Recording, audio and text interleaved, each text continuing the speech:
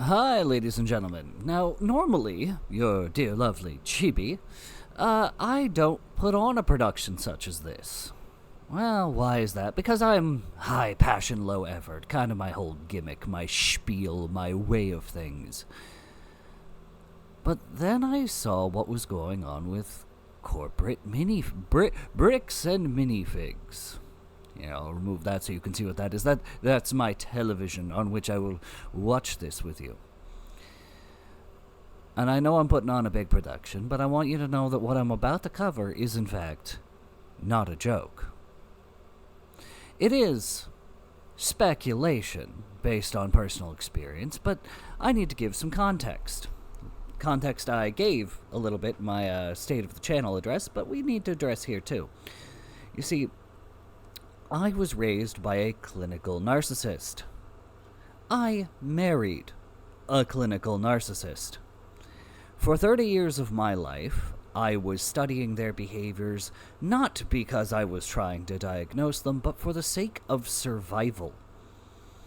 See, when you live with one, you need to understand their ins, their outs, how they function, their tactics, and when you finally escape from one, you need to know these things so well that you are completely immune.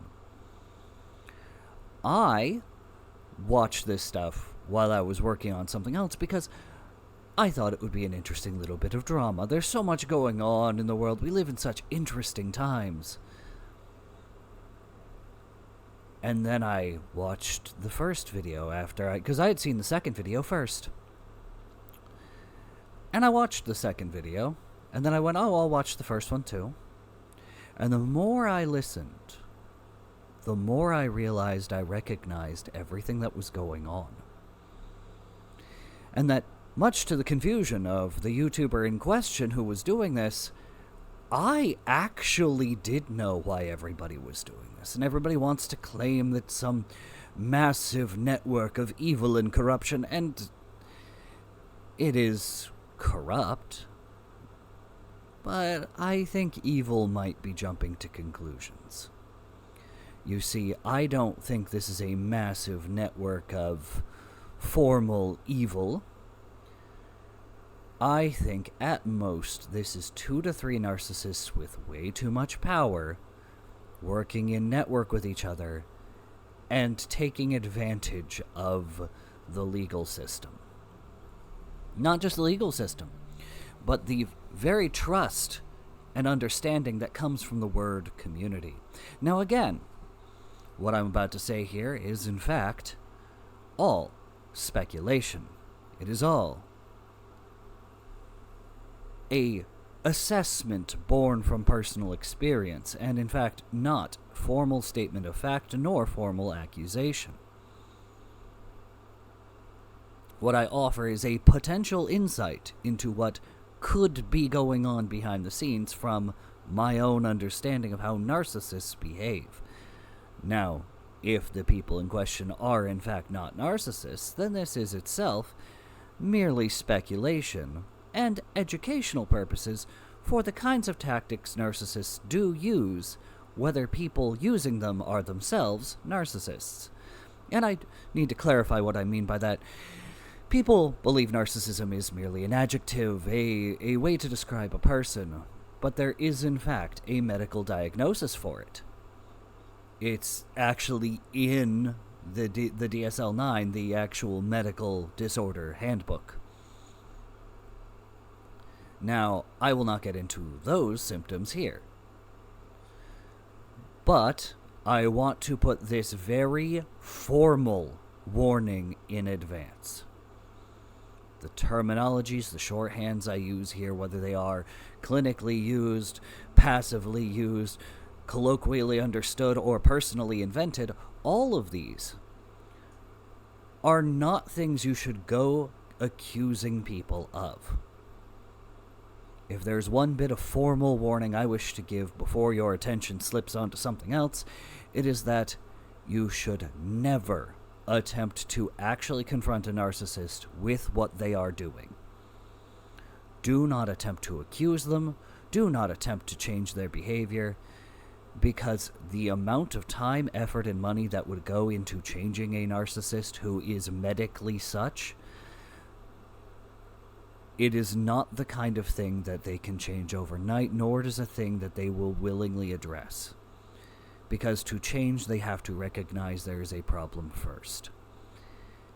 And that is one of the hardest things for a narcissist to do. Not because they are full of themselves. In fact, it is quite the opposite. Alright. All formal declarations are out of the way. I've done a test recording, so theoretically you should be able to hear me while we go over this. If not, I will still be pausing from time to time. Now I can get into what this is actually about.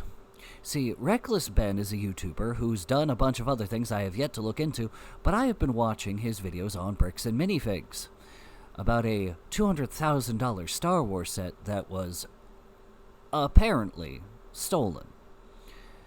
Now, I wish to get into why I say what I say. I do not believe that, legally speaking, this is theft. I do believe that what happened can be colloquially understood, can be commonly understood as theft.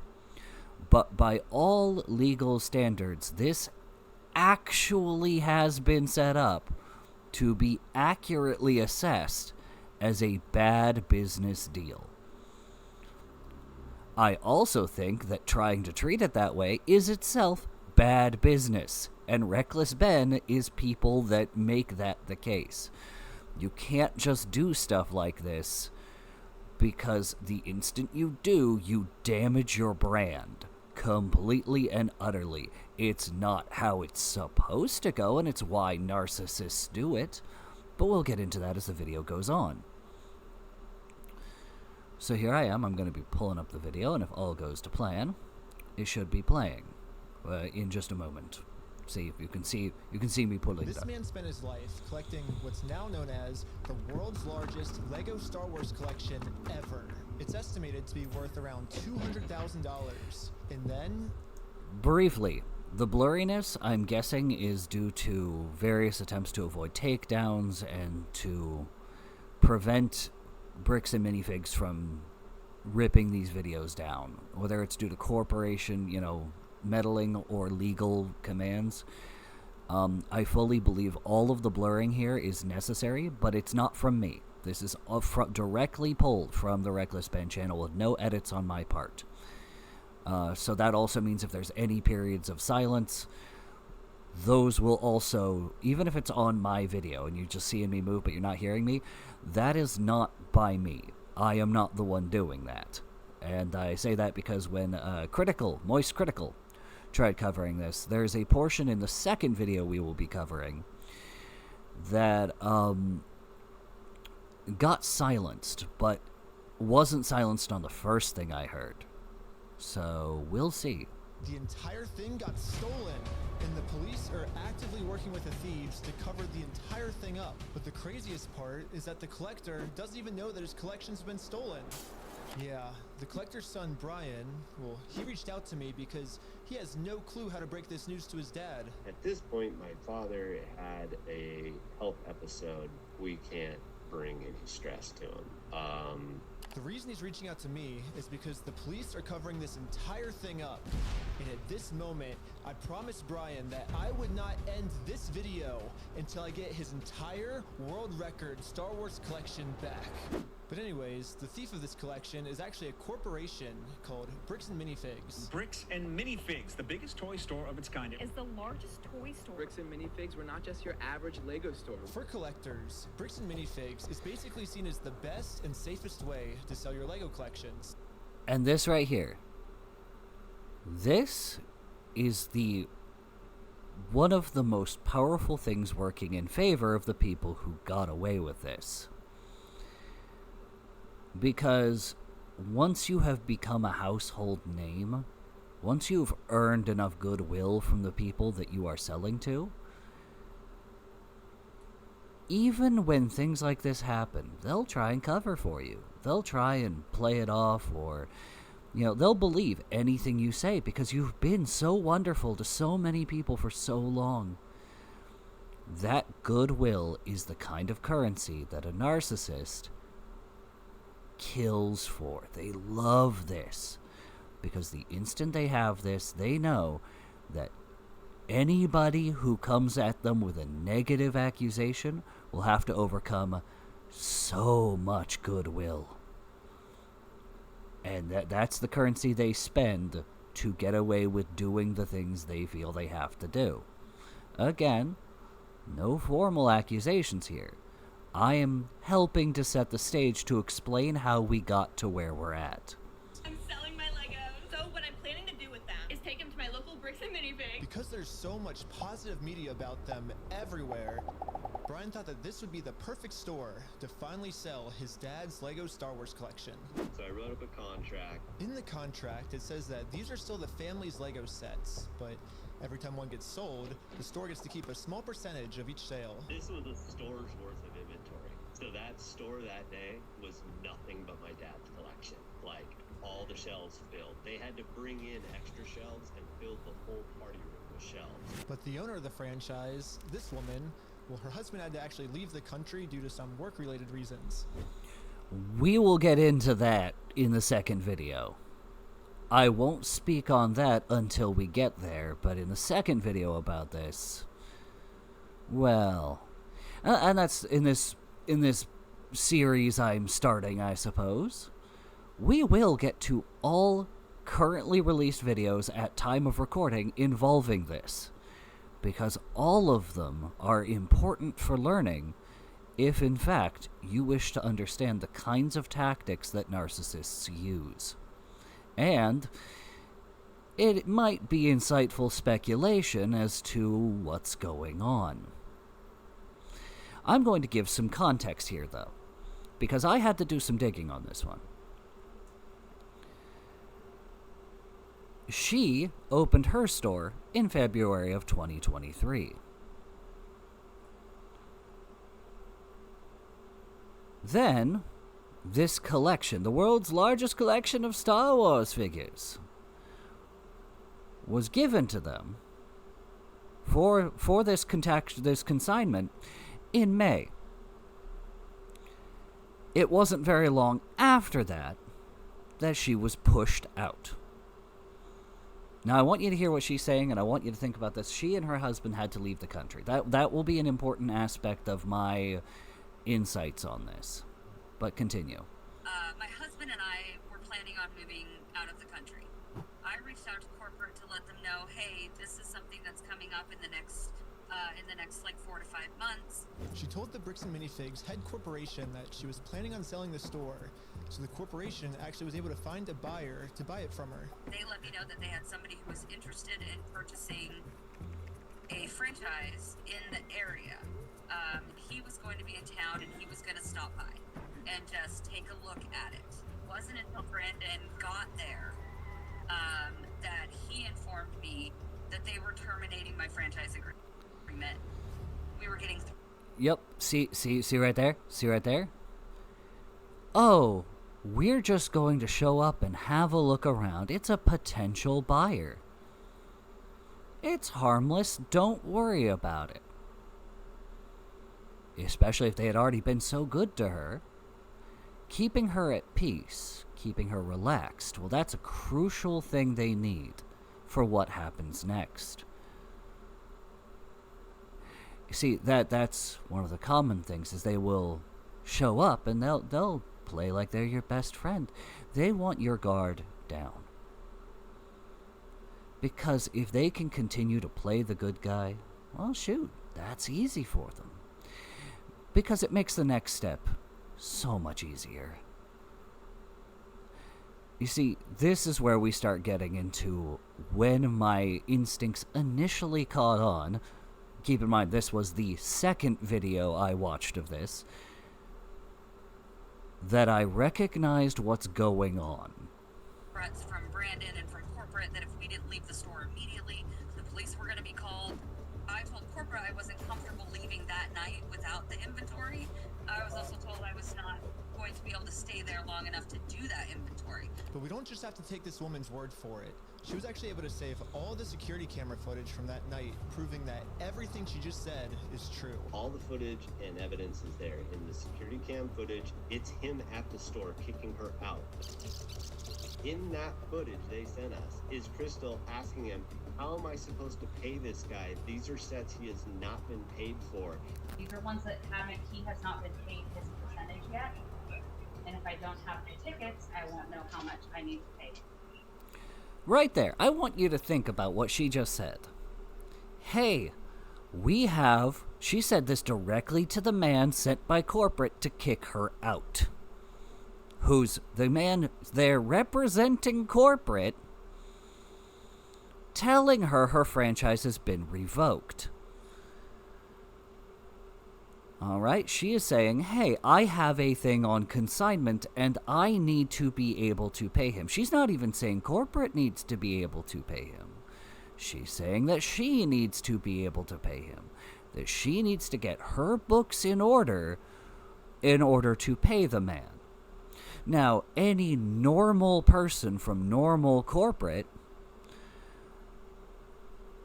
would go, that makes sense, because even now, that would be her eating the liability. This would be her arranging for this material that does not belong to the store to either be removed or paid for. Listen to what he says. That's a business thing and not necessarily yours. If taking on the business, he takes on all that, that's not them. That's a business thing, but not necessarily yours. That will be important later. I want you to keep in mind that the man representing corporate, when the original store owner was trying to take responsibility for her contractual obligations, told her that the man taking over, that will later be revealed to be named Joshua, he would be taking on that responsibility. This is a man representing corporate to kick her out of her own store. We will later find out that Brandon is the co-owner of this store alongside Josh. But he's acting as though he is just a hired goon. There's a reason for that. You see, narcissists don't care about what's right. They care about what they can get away with. And if they can get away with it, they don't care. So, legally speaking, she was going to resolve this contract dispute, which would have only been good for the corporation. But the corporation wanted all of this material to be on their hands, in their care. And yet, we will find out later, they are not willing to take any additional steps to take on that responsibility. That leaves an interesting little pocket here, which I will bring up when we get there. Namely, the chains of redundant liability.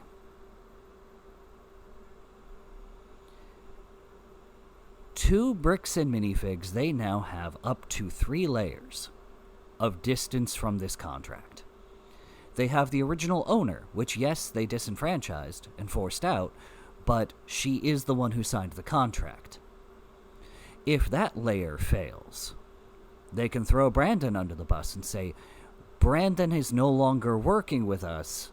Due to his lies, we take no responsibility for Brandon's actions and have no longer and they can throw him under the bus. He is the next scapegoat to fall underneath.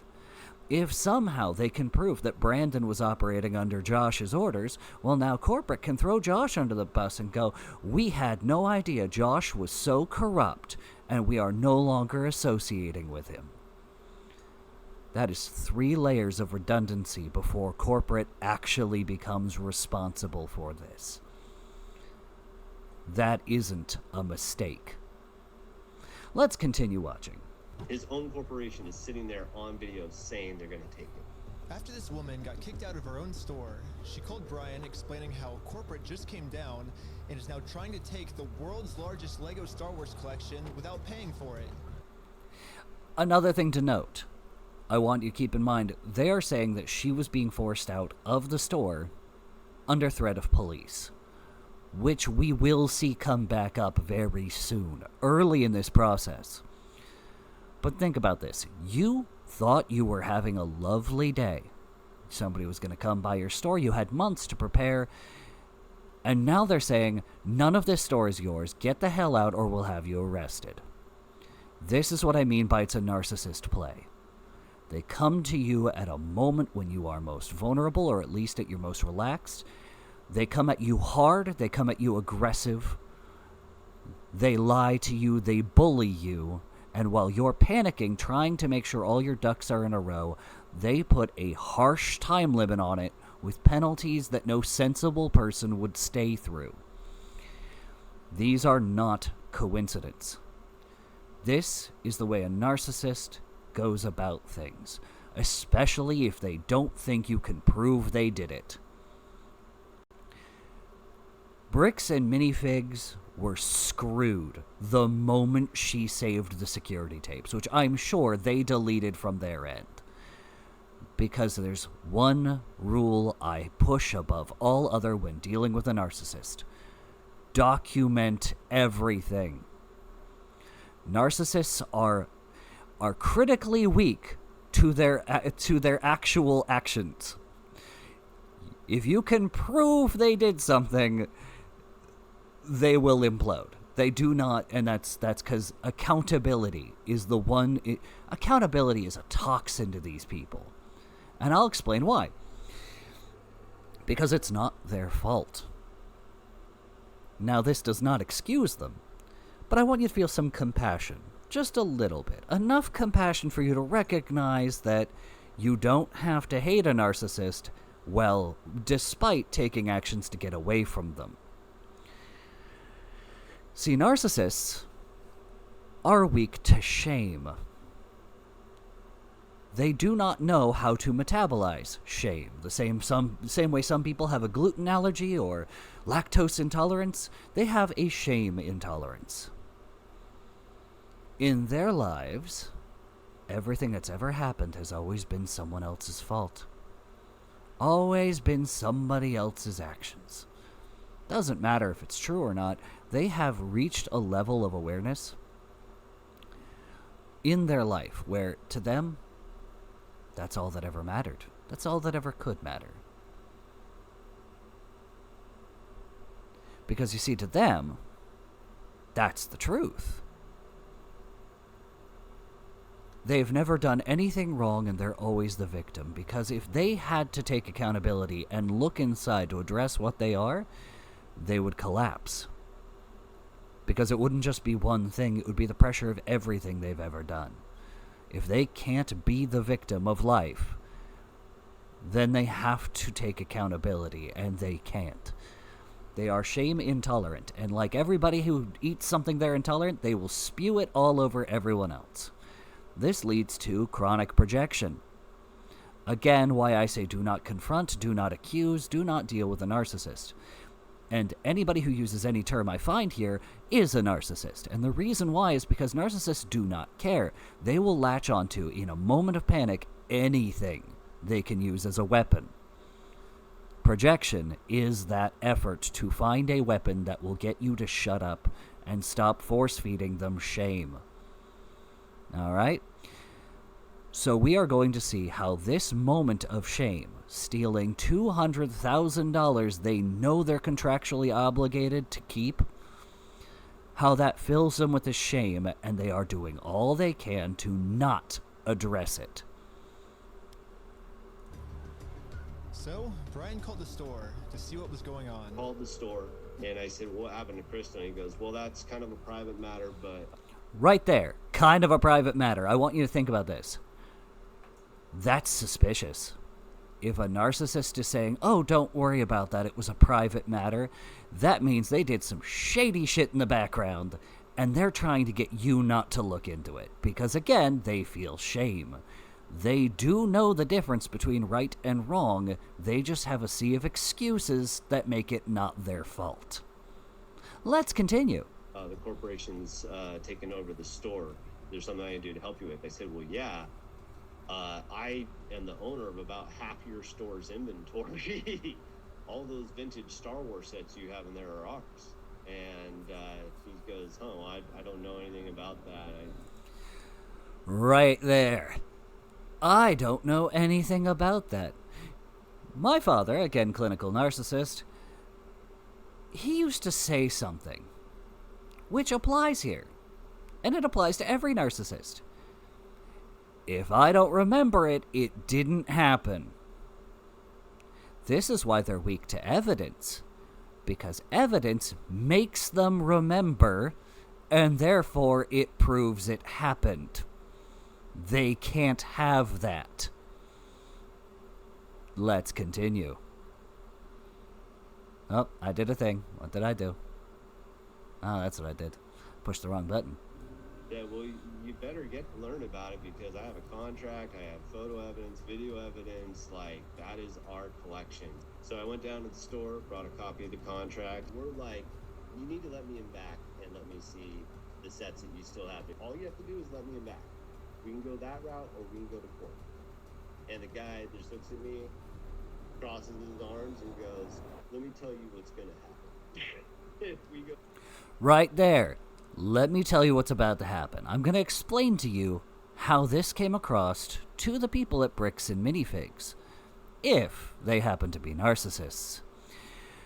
You see, they have tried denying it happened.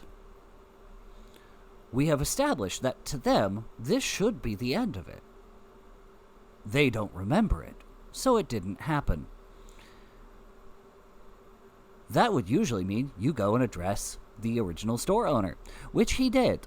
They didn't know the original store owner had frickin' footage. So they're like, we've kicked her out. This consignment that we've already got, she's going to answer for it because it was her that signed the contract. We get all these free Legos that we didn't have to pay for. We've foisted responsibility for it onto somebody we are not responsible for, and we get to sell all the merch. Pretty simple gig. It's pretty straightforward. And then this man comes in saying, hey, I have footage of you guys saying you're responsible for it. That's my property. I'd like to at least see it. Well, if he sees it, that proves that they have it. That's an admission. But they have him alone.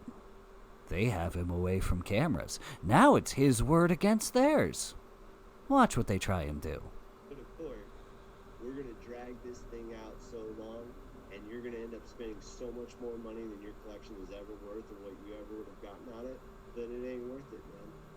So if that's the route you want to go, and I go, that's really the route you want to go, rather than just letting me walk in there, and he goes, no. There you go. The narcissist has you alone, so they don't have to worry about admitting that it happened.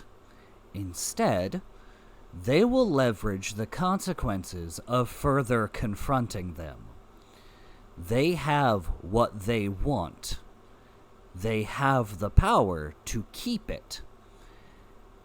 And they want to let you know that if you try and take it, they will demand such a high price from you that you'd be happier minding your own damn business and letting them forget this ever happened. And they can do it because they have all the goodwill, and right now it's he said, she said.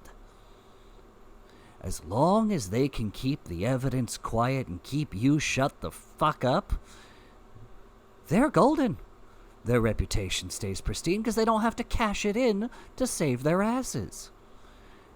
And your reputation is practically non-existent. What's evidence when you already have layers of deflection and liability?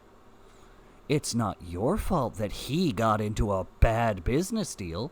That's your property now. You reclaimed that. That's between him and the previous owner. Not you. You didn't know anything about that. So it didn't happen. And you can just keep all his Legos for yourself. And you know what? Legally, he's not wrong in any of this. Legally, this is entirely above the board. Therefore, he can't be the bad guy. He did everything legally. Doesn't matter if it was shady, doesn't matter if it was morally ambiguous or wrong. He didn't break the law. Therefore, he's allowed to do this. And if you want to stop him, well, he will demand a price in blood so immensely high that you will never see the light of day again.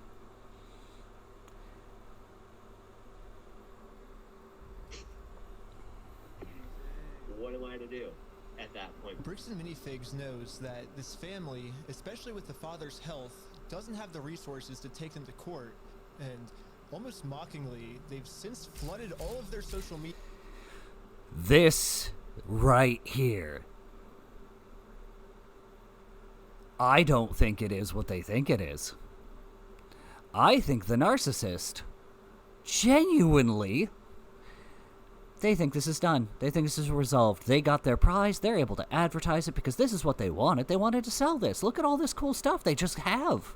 They just have this now. It's theirs. And they've already resolved the little property dispute over it. So come buy the things I totally legally got.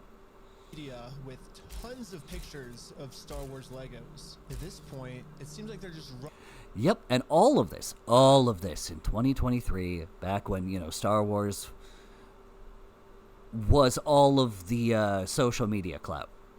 Especially old Star Wars was selling really well. The toys market ain't doing so good, but old Star Wars is still selling like hot potatoes. And you have this vintage Star Wars set that you just got. I genuinely think that after his conversation with corporate, they didn't care. Brian ceased to exist. This is not taunting. This is pure and utter lack of understanding of the situation. To them, it was done. It was solved. He's out of the picture. They can do whatever they want. They can sell this while it's still a hot commodity. This was not meant to mock or taunt him.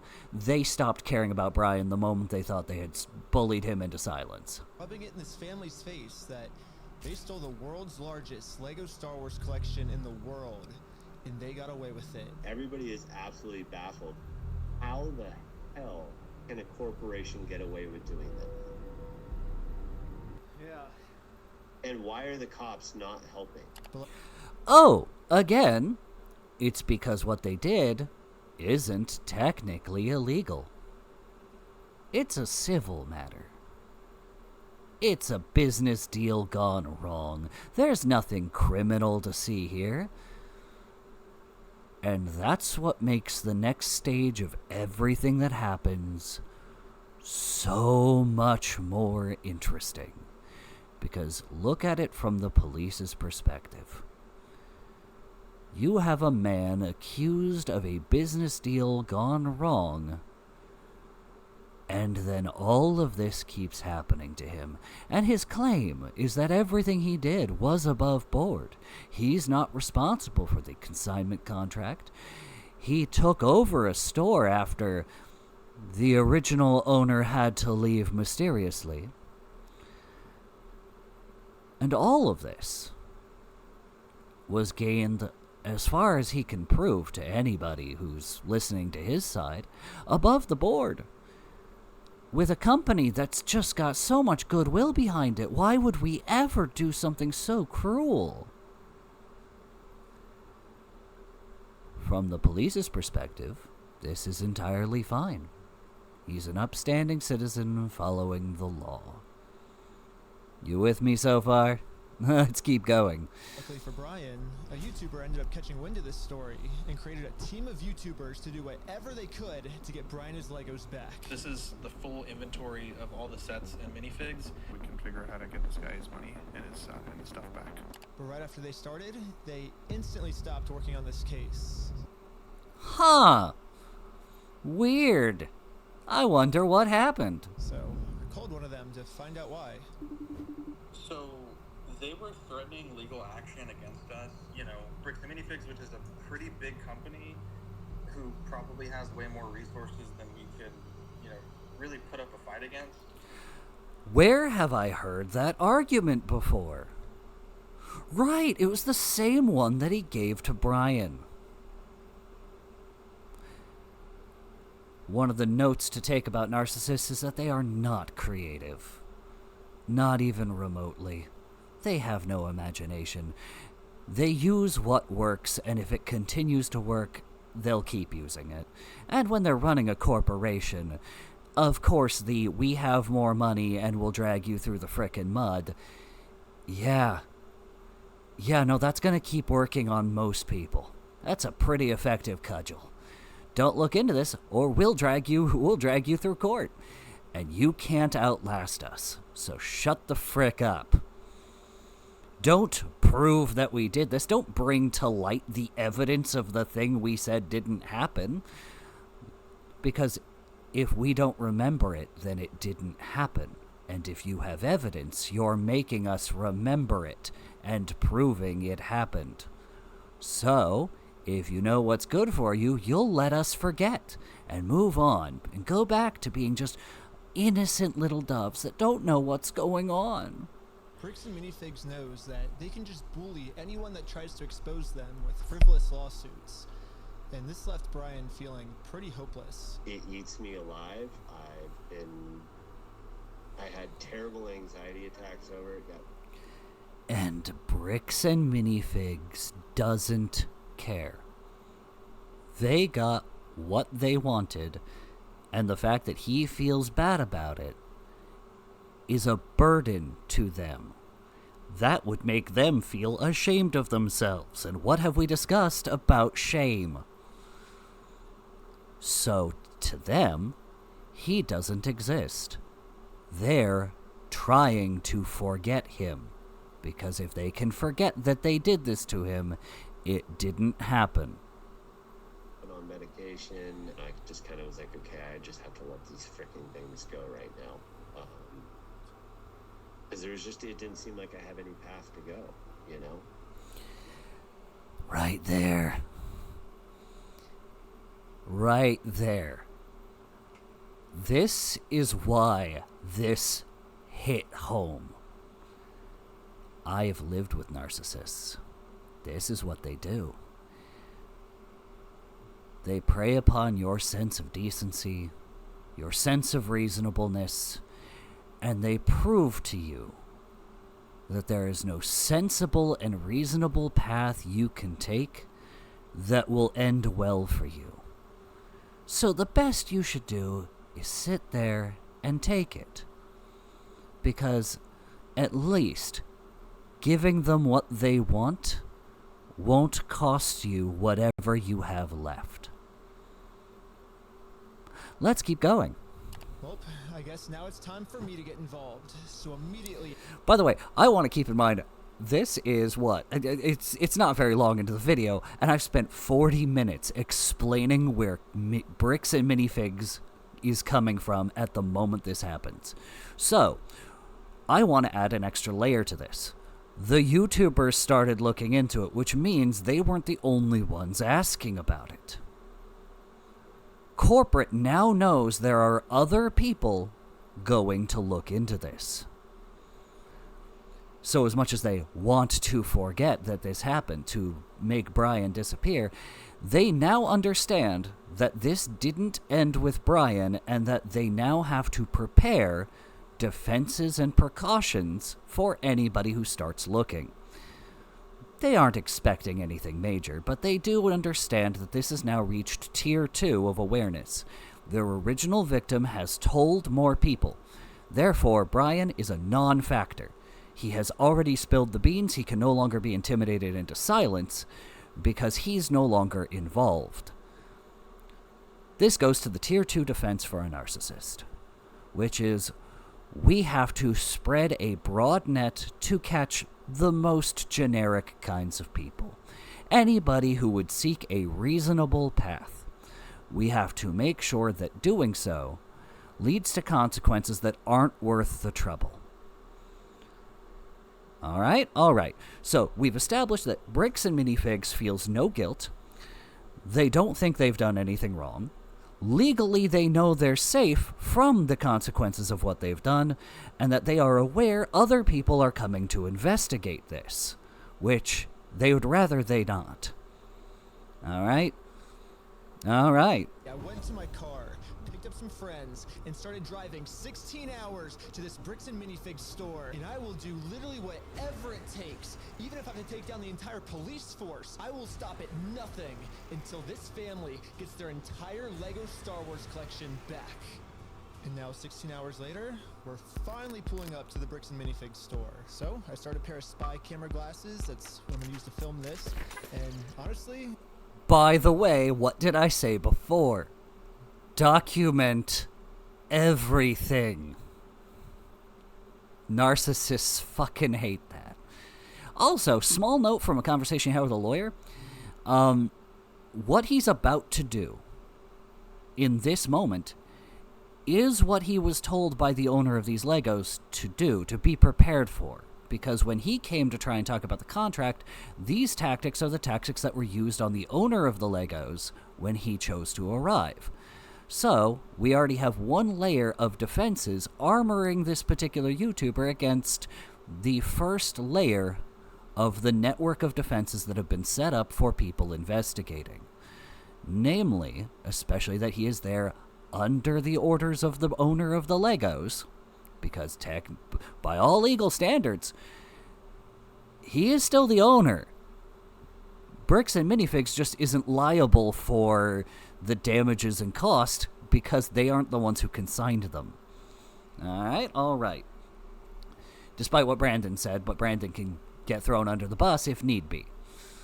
Brandon doesn't know this. Brandon thinks the store owner that he kicked out is the one that's going to take the fall. Brandon has no idea that he's the next one on the chopping block. But what's about to happen is, in fact, the veteran experience of somebody who has gotten to this layer of defenses from the corporation and has armed our YouTuber with enough knowledge to protect himself.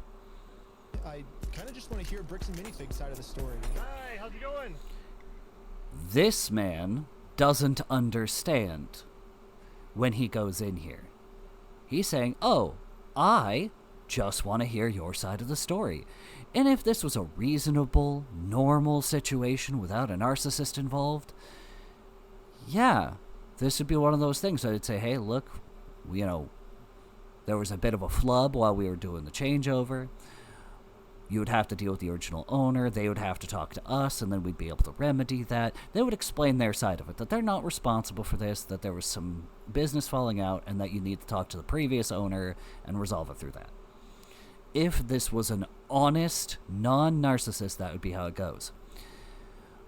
But as I said, we're already at Tier 2. They know what they've done is morally dubious, and they know people are looking into it. Which means they have now set up alerts, they have set up a network of information and a series of defenses, not to explain themselves, but to punish people for looking into it. They are past the point where they are going to share their story, because they already know the story, and they're not trying to share it. They're trying to bury it the same way they're trying to bury what happened to the previous store owner. It's pretty good. So basically my friend said that you guys have some of his Legos, I think, and he told me to come here and see if I could pick them up. Sorry about the adjusting of my mic. I hope it's not too bad. It's like a big Star Wars collection set, I think. Right there. Right there. Right there. Right there. Drops Brian's name, which means she's been primed for this by corporate. Probably also means he's not the first one to walk into the store like this. In fact, this could just be from when Brian went in. It could be. But I'm willing to bet that it wasn't just Brian. Okay? I'm willing to bet that because those YouTubers even mentioned it, they had a small contingent of people that have come in here semi-regularly to ask about these Star Wars Legos. Just randos, not even people associated with Brian.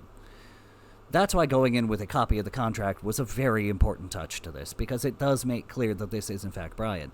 But they have already dealt with people coming into the store and harassing them over Legos.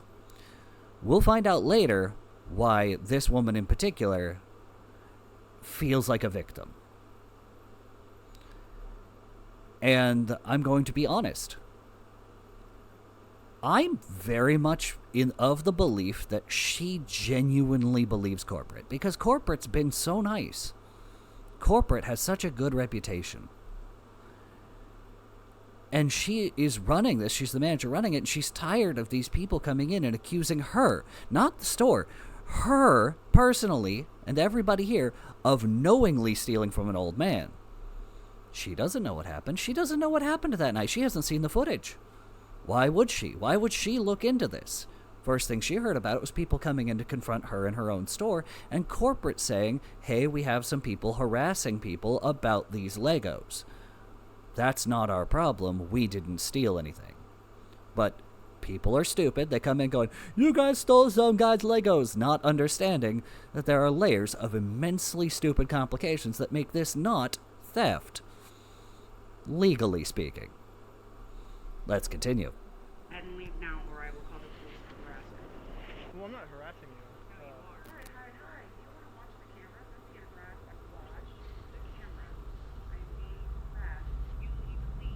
Literally, all I did was just bring up that my friend has some Legos in their store, and the manager started freaking out on me. But I wasn't going to leave the store without hearing her side of the story. Before showing up, I printed out a copy of the contract the store made with Brian, saying that all of these Lego sets will remain his until sold. Because I have a contract, legal reason to be here, legally this does not count as harassment. Instead, the manager should be checking this. Technically speaking, right? Technically speaking, I want to be 100% real. This, if this person was not a narcissist, who owns the store, the Josh that we run into later, who she's calling right now, by the way. In fact, I'm pretty sure that that's who she was on the phone with just then. So she's telling Josh, the man who owns the store, the man who sent Brandon in, who did this and thinks he's above board, right? He thought he was in the clear. He now has his first layer of warning. Hey, somebody's coming asking about that thing you did again. So he's already preparing himself. He's doing all the things he has to do in the background, and as we'll find out, probably letting the police know, hey, somebody's harassing my employees over my merchandise again. Framing it that way, because it is, by his standards, his merchandise. But if he wanted this to go away, this is also the point where he could have just gone, this is clearly going to be a problem. If he was a normal person, which he's not, this would be the moment he goes, this is not worth it. I know it's like half our stock, but this is just, it's becoming a problem. But then why would he go through setting up the alert network if he was going to give up here? No. He needs to know, because everybody can be bullied. He has more money than them. He has more power, and he didn't do anything wrong. Therefore, it's the people looking into this that are the problem. We'll see this continue. We really will. Store's inventory to see if these sets are still in their store. Well, so here's still all the Lego sets you guys still have. More deniability. Because she doesn't. I actually believe her. I believe her that she doesn't know about that. I believe she's tired of hearing about it. Just to get her to look at this contract. Of course she's not going to look at it. She gave me an answer of why she can't help me. Basically with the manager. And she's not wrong. That's not just her training. That is actually the way they have set this up. She is an innocent person who's just trying to run the store she has been made manager of and has been getting constant frickin' trouble over this one set of Legos. Yeah. She doesn't know anything, which is intentional. Corporate has kept her in the dark and encouraged her to not listen to anything anybody else says. And why wouldn't she listen to corporate when they give that direction? Corporate has such a great reputation in the community. This is such a beloved company. Do you see how it works now? The longer they can protect their image, the more they can get away with these things. because then it's your word versus theirs. And if they're saying, don't listen to these people, they're lying to you because I'm a good person, and you have a reputation of being a good person, of course people are going to default to resisting new information. What you're saying is that if someone did steal the Legos, it wasn't her, it was corporate. But little does the manager know, I already did this. Yep, I literally went to the corporate Bricks and Minifigs headquarters. Where's he going? Which, by the way, also, interesting little approach here, isn't it? He went to corporate first, which is where he should have gone, because this is corporate who could have resolved this. It is something corporate chose to do when they took on the liability, according to what they said in the security footage. He's doing everything he should be doing, which is another reason why this is a layer of defenses. Watch how corporate handles it. And this was corporate side of the story. You have to talk to the store owner. Yeah, like they're all locally owned and operated. We can't do anything with it here. Do you see? Do you see what I was saying? They can deflect to their lower levels of responsibility. They are passing it on to Josh. Josh will then pass it on to the previous owner later in this video. But to his employees, he has to keep them in the dark, so they become the funnel into corporate, which sends the people out to the layers of deflection. The employees don't know anything, because narcissists, again, are weak to evidence. You can't tell people what happened, because then you'd have to remember that it happened, and then that proves it happened. They can't want it to happen, because if it happened, they have to feel shame about it. So, they're trying to make everyone forget, and that starts by having the people on the front lines be completely ignorant. They don't know what's going on. They are only getting the most hostile versions of it because they're front-facing, which makes them resistant to hearing about what happened. People assume because they're a part of the corporations, they must know what's going on. They don't understand that these frontline employees have been told nothing. They have been fed a line and told to stay ignorant. So when they say go to corporate, how do we respond next time? I have no idea. You have to take it up with them. It's your thing with them. It doesn't involve us. So, I showed the manager what corporate Bricks and Minifigs said. When corporate tells me this, I'm supposed to come back to the store, right? And so it kind of seems like you're going against what corporate's saying. No, this is what corporate told us. Can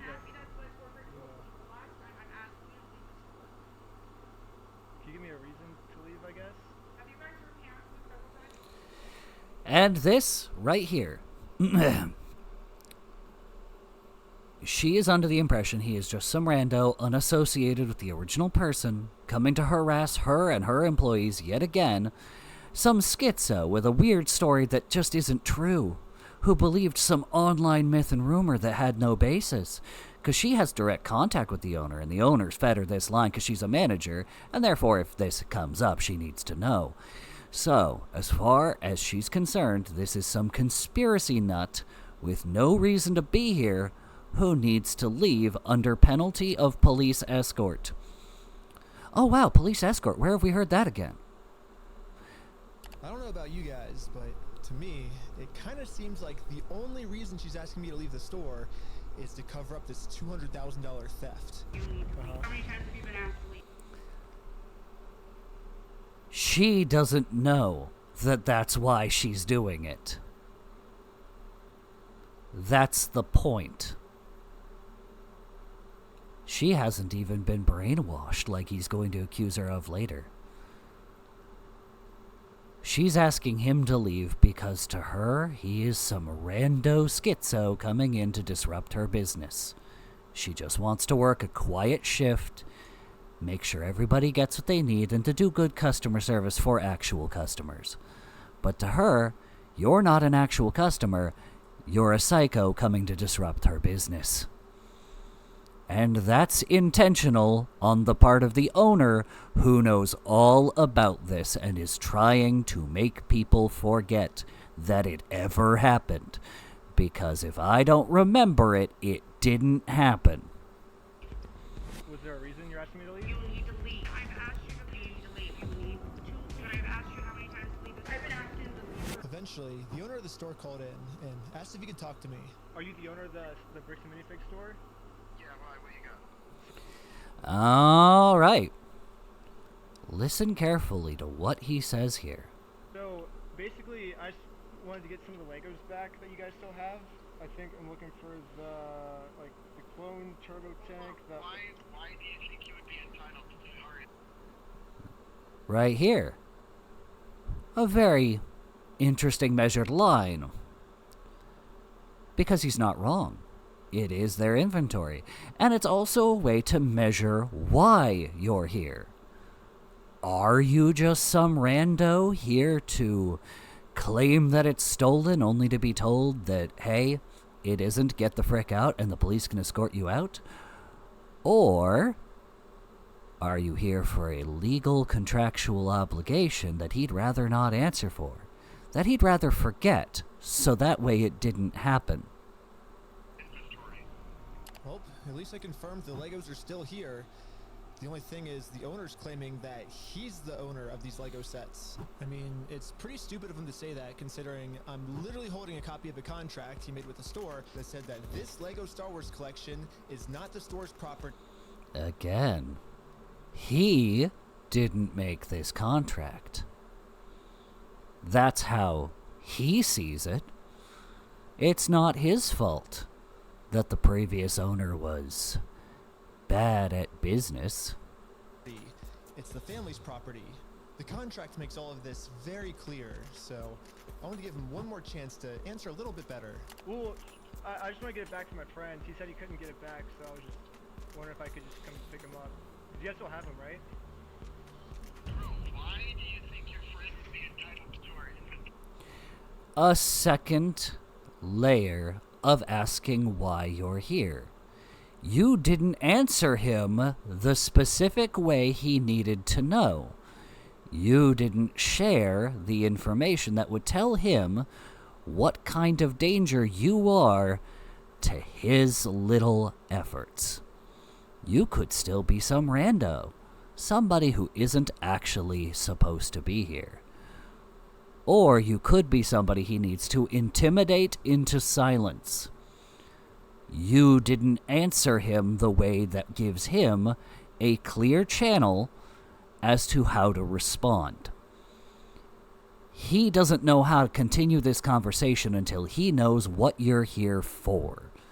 Is it because you're a crazy guy he can have bounced by the police? Or does he have to go further in order to keep you quiet? What's his? He owns the Legos. He doesn't own the Legos. Well, yeah, we have a contract. He does own. No, bro, are you an idiot? Right there. He doesn't know how to respond to this because you didn't give enough information. And he's still also technically not wrong. But he's also technically not right either, but it's a whole thing. But you see how he calls him an idiot? You didn't give him enough information to know how to parse you. And you're frustrating him and pissing him off. So he's going to insult you, tear you down, try and make you doubt yourself. Josh, the police is showing up right now. Hey, how's it going? Well, at least the police are here now, so one... And as far as the police are concerned, you're some rando who came here to harass the employees over something that has nothing to do with them. You are here to disrupt business, and you need to leave. I show him the contract where... Because that's what Josh told them. Some random guy came into my store talking about taking the Legos. Again, I need you to remove them. That's the best he could manage. He doesn't know that he has the contract. He doesn't know that he has evidence. Because the evidence shouldn't exist. Everybody should have been bullied into silence. Brian should have learned after the first time to keep his mouth shut because nobody was going to come and help him. And Brian did. Oh, Brian definitely learned. Remember, Reckless Ben is the one who sought him out. And this is where Josh begins to misunderstand the situation. Oh my god, did he absolutely have no fucking clue what he was getting into. Because, wow, this is about to get real. With the store, we can finally get the Legos back. Basically, we have, I think it's like $200,000 worth of Lego sets that we just have them in the store and we just like to pick them up, I guess. Because they were going to sell it for us, but I guess they're not selling it for us anymore. But doesn't sound like they want you here, right? So Well, but they have our sets though, yeah. I understand that. Right here, the factor is that they don't want you. They're private in the store, and they don't want you. But I don't want them to keep the Lego sets though. Okay. So. Yeah. The police officer literally didn't care at all that... Because as far as this guy's concerned, he doesn't know anything that's going on. He was sent out here to remove yet another weirdo from the store, talking about the Legos that were supposedly stolen. But remember, they've already been told, look, it was just a bad business deal and we're in a civil matter over it. The store just stole $200,000 worth of Legos. For some reason, he made it seem like I was the bad guy. Because technically you are. That was the whole point of the Narcissist doing it this way. Ben is technically the bad guy right now, by any reasonable standard. And that's what narcissists do. They create a network of reasonable and plausible excuses why they're not the bad guy. Because if they were the bad guy, they'd have to feel shame. So everything that's done here is either done in service of looking like a reasonable, normal person, or to make Ben shut the frick up about the times they aren't being reasonable. Okay. Oh, for life? Yeah. If you come back, you could be arrested. Okay. Oh, so how do I get the Legos back then if I can't go into the store? Okay, we talked. Do you understand the trespass warning? If you come back, you will be arrested. So. Okay. Again, you come back. And guess what? Likely the reason he's doing trespass for life is because this is not a one-off situation. This location has probably gotten multiple people by this point, before Reckless Ben's gotten involved, visiting the store to make accusations, to cause a stir, to make trouble for this store. All based on the story of Brian. So he's doing what you do with weirdos. When you have a whole craze of internet weirdos coming to harass a small business, yes, absolutely trespass them for life, because internet autists can get a bit carried away. I should know. I technically mildly qualify as one. My tism hardly registers on the test, but apparently I have a touch of it. Brian did warn me that the police are actively trying to cover this up. So Brian and I... They've been fed a line. One that technically holds up. They're not trying to go out of their way to cover it up. Josh is just very hyper-vigilant about calling the police, as we will see in another video. So it's not that the police are actively trying to, it's that Josh has fed them a line, has established a narrative, and is very proactive in using that line, that good credibility, to bully people into silence. The police don't know it, but they are being used as a tool for intimidation. Are now officially trespassed from the store, and if we ever come back to ask for his own Lego collection back, then we're gonna be arrested. Is there, I guess, a reason why they're able to just take all the Legos and not give it back, or? So, we gotta leave. Okay. I just have to leave? So, leave now. Okay. I'm not allowed to be in the parking lot? No. This is all... Oh, okay. Okay. Okay. We've been filming for 10 minutes and I'm already trespassed from Bricks and Minifigs, which is like the whole location of the video. So how do I film a video at Bricks and Minifigs now if I can't even legally go back there? Yep. So, to continue the video without... That right there. Do you see how that works? Now, any reasonable person Well, shoot. Do you want to go to jail over some Legos? Come on, man. It's not worth it. I like how I'm hardly into this. 10 minutes in, I'm already over an hour. But that's because you need to understand how we got here. Let's continue. Getting arrested, I went back to Bricks and Minifigs corporate offices. And the Bricks and Minifigs CEO, the guy who runs the entire company, Ammon McNeff, he personally came out to talk to us. So what's going on? So you guys are holding some of our Legos? No, we're not. If I don't remember it, it didn't happen. Now, I said at the beginning that this is 2 to 3 narcissists. Right here is where we hit potential narcissist number 3.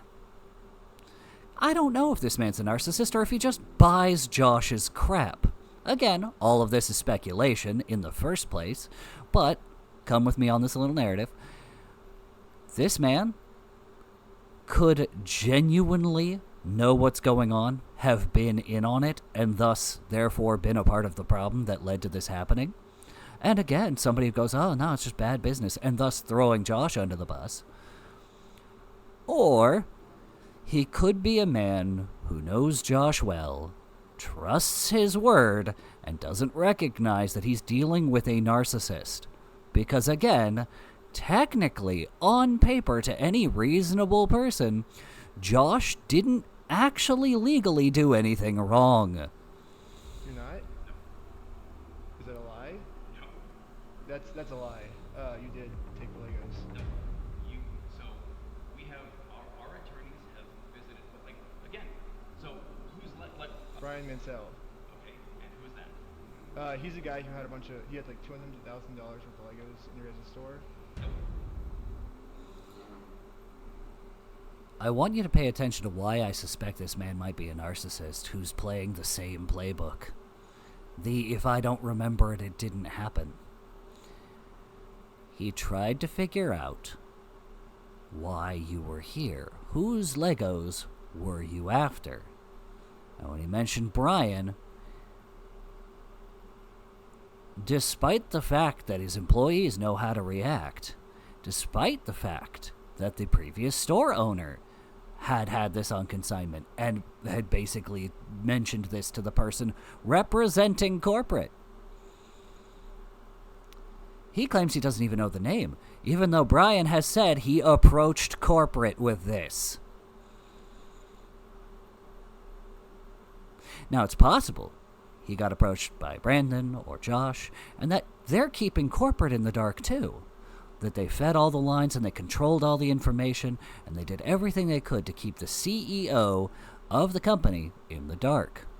Because we will find out later that Josh and him do know each other. But I hesitate to believe that, because if Josh is a narcissist, we come back to another one of the many rules for narcissists. They travel in packs.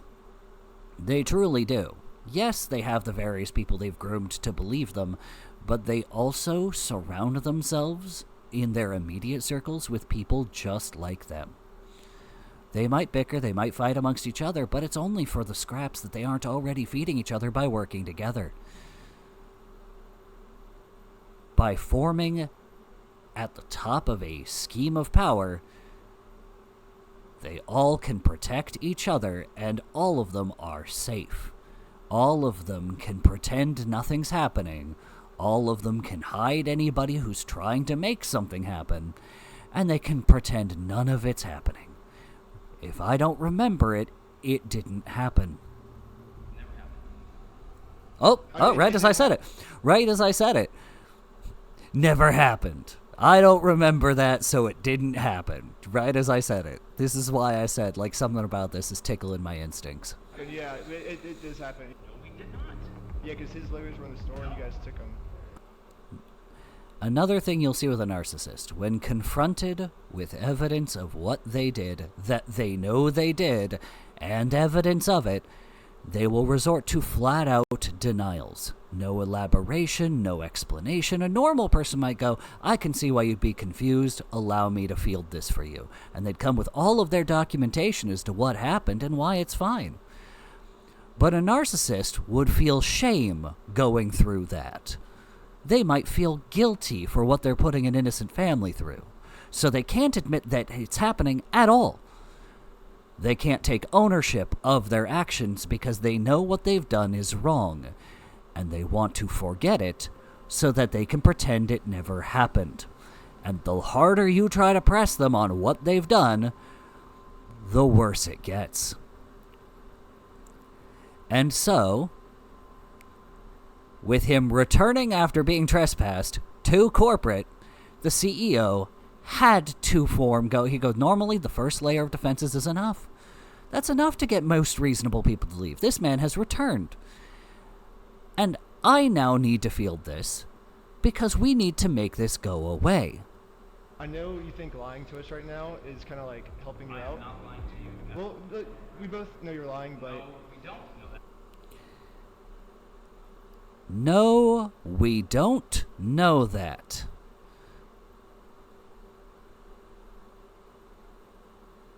Not show me your evidence that I'm lying, not explain to me what you think is going on, not a conversation.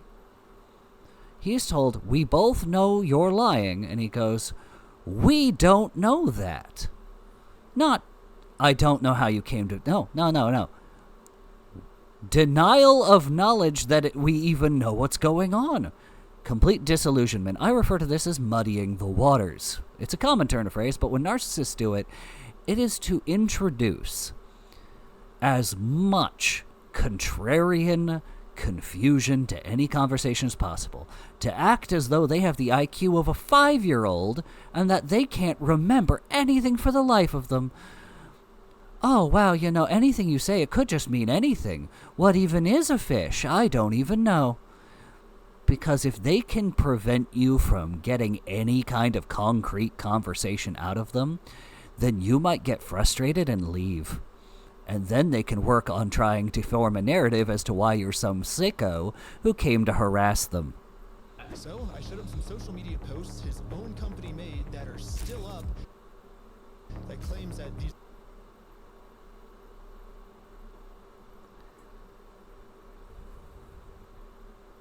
Wow, a Facebook post. I was listening to this so much that I was trying to... I had heard that it was on there saying it was who, but no. Our Brian Mansell's Lego sets. But you see how it's still Crystal's name in it. And these Lego sets that they're still holding on to are worth $200,000. All of these claims are from his own company. We just caught the CEO of the entire company. Well, it's the social media feed for the individual store, which at the time was owned by Crystal. You see how he's getting these layers of deniability?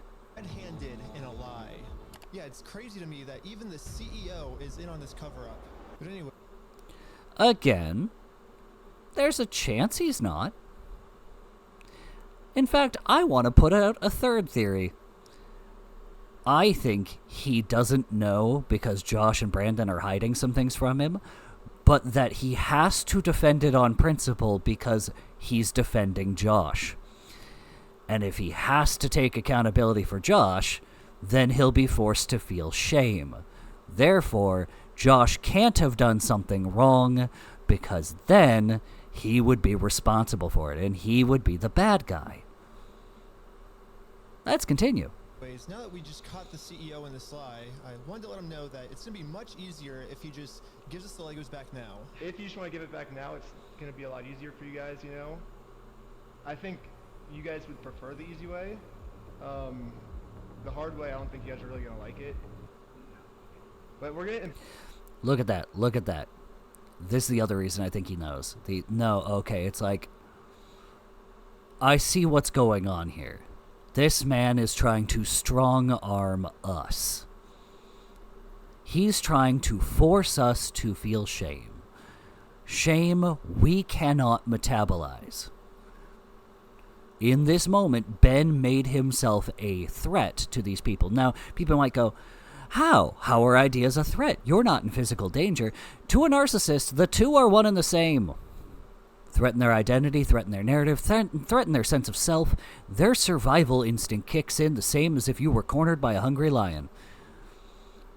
Their body goes into panic mode, it goes into fight or flight, and you will see it every single time along the way, how these people go into fight or flight. In fact, even them strong-arming Brian was a fight or flight response because he was challenging them and forcing them to confront the shame of what they've done.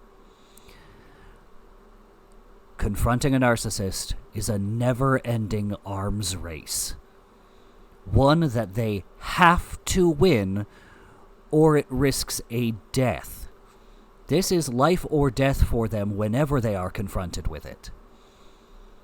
If my speculation is correct, which I suspect it is, Ben made himself a known threat. A factor that will not be deterred by their average deflections, and a threat to their sense of self, and therefore a danger to their lives.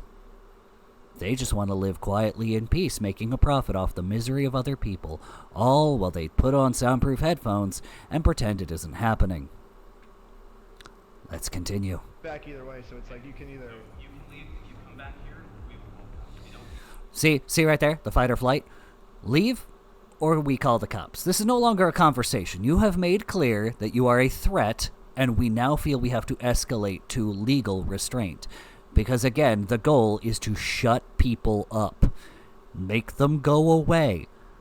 Because bringing this up is a threat to them, and they do not know how to respond other than as if you had a gun trained on them. This is to them sensible, reasonable, and normal, and they have formed a narrative to defend that sense of self. If at any stage they were actively forced to approach that this was not okay, that none of this was a reasonable response, they would have a total collapse of self, a total self-detonation, and there would be no telling what they would do. Right now, I will. So you don't want to do the easy way? So you're threatening me. What you are doing right now is illegal. It's an extortion. So What you're doing is an extortion. Why? Because I have evidence that you did something wrong, and I won't leave until you make it right. And guess what he's going to tell the police, with sob story in hand? This random tried to show up at our corporate office and extort us over a bad business deal. They're going to frame Ben as though he is a mafia boss. So catching you guys in illegal activity, that's illegal on me.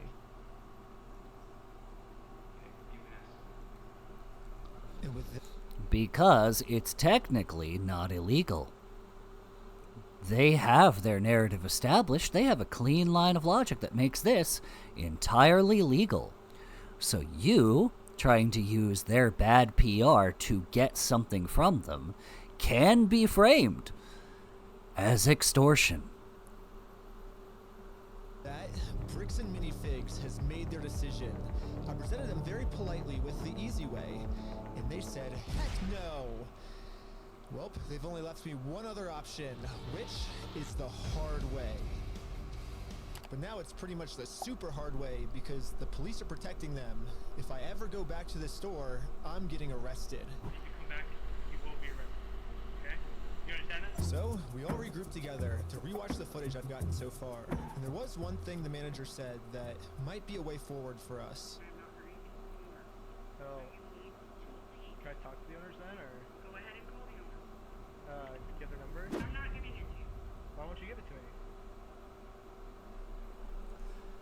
She's not giving it to you because as far as she's concerned, you're some crazy stranger who came into her store with a YouTube theory.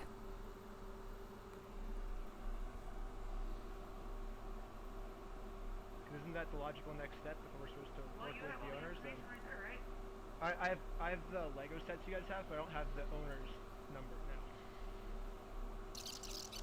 So yeah, if you give me if that's what you want me to do, then you give me the number and I can. No, I want you to leave. Basically, she's putting all of the blame on the owner of the store, which is good to find out. The only problem is she's not giving me the owner's number. Yeah, if you could give me a number and we could I'm call. not giving you anything. told me to call the owners, right? You're absolutely right, but I've asked you how many times to leave this. But you have his number? No, I don't have any of their numbers. That's why I was like, corporate keeps telling me to contact the owners of the store, but with no contact info. So I try to contact the store, and the store hangs up on me and says I'm harassing them. The manager is really trying to protect the store owner from getting in trouble. So if she's not going to give me his number, I'm just going to have to find it a different way. She's not trying to keep him out of trouble. She's trying to protect a seemingly upstanding businessman who's in charge of her income from getting harassed by a rando stranger. Or in the case of Brian, a disgruntled man from a bad business deal. Again, I don't think anybody's actually aware of what's going on. And I think that's intentional.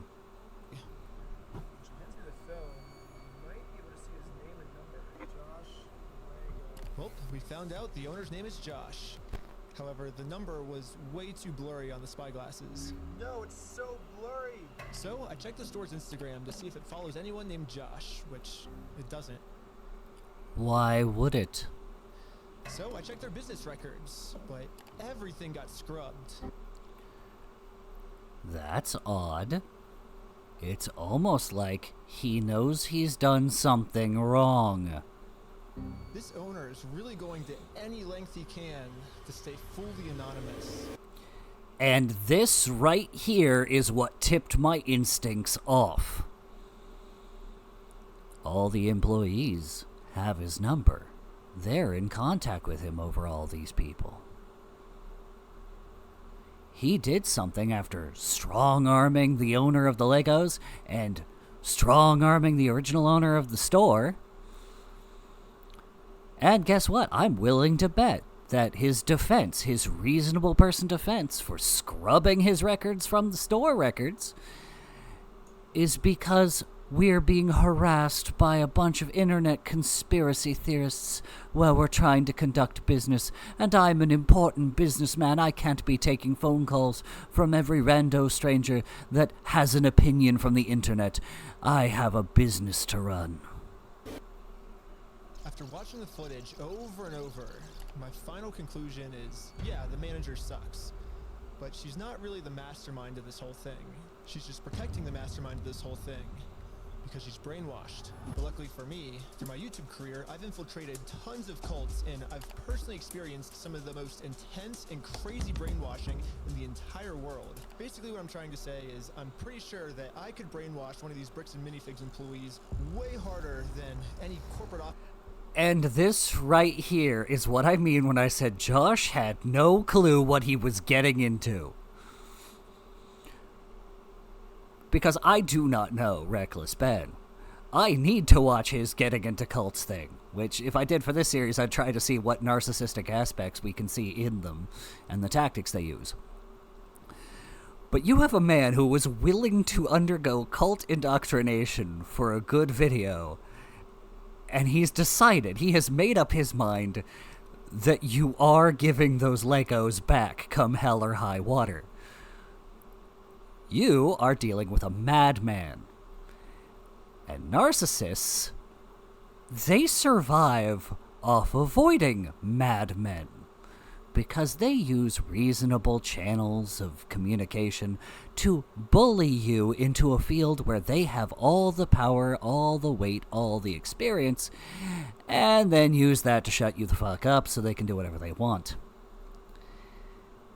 They don't know about lunatics. They are aware they exist, and they believe that the system should be able to protect them from crazy people, not realizing that they themselves are a crazy person. So the system, when used properly by a crazy person, can do all kinds of things it shouldn't be doing. Like, for example, letting you steal $200,000 worth of Legos. And then passing responsibility for it on to other people, of course, because you don't do anything wrong. You're perfect. But a madman? Oh, a madman on a mission is something nobody is prepared for. Let's continue. Offices could. And yes, that's the plan. Brainwash the Bricks and Minifigs employees to be on my side. Yeah, I'm starting a Lego cult. I'm going to clarify what he's actually about to do, though. Because yeah, I'll do it when he's done. I'll do it when he's done. This is really funny, and I don't want to interrupt it. I mean, a true cult would never actually call themselves a cult. They always disguise themselves as something else. So, yes, I'm actually just starting a regular old Lego club. Yep, that's what we're calling it. My friend Victor is going to be the cult recruiter. I dressed him up to look like a famous YouTuber, so he would look powerful, and the employees here will have to listen to him. How does he get the money for this crap? My name's Victor. We're going to Bricks and Minifigs. Let's go. All right, guys. We are heading into the store right now. He was doing amazing, but we had to make sure that these employees know that Victor is the real deal.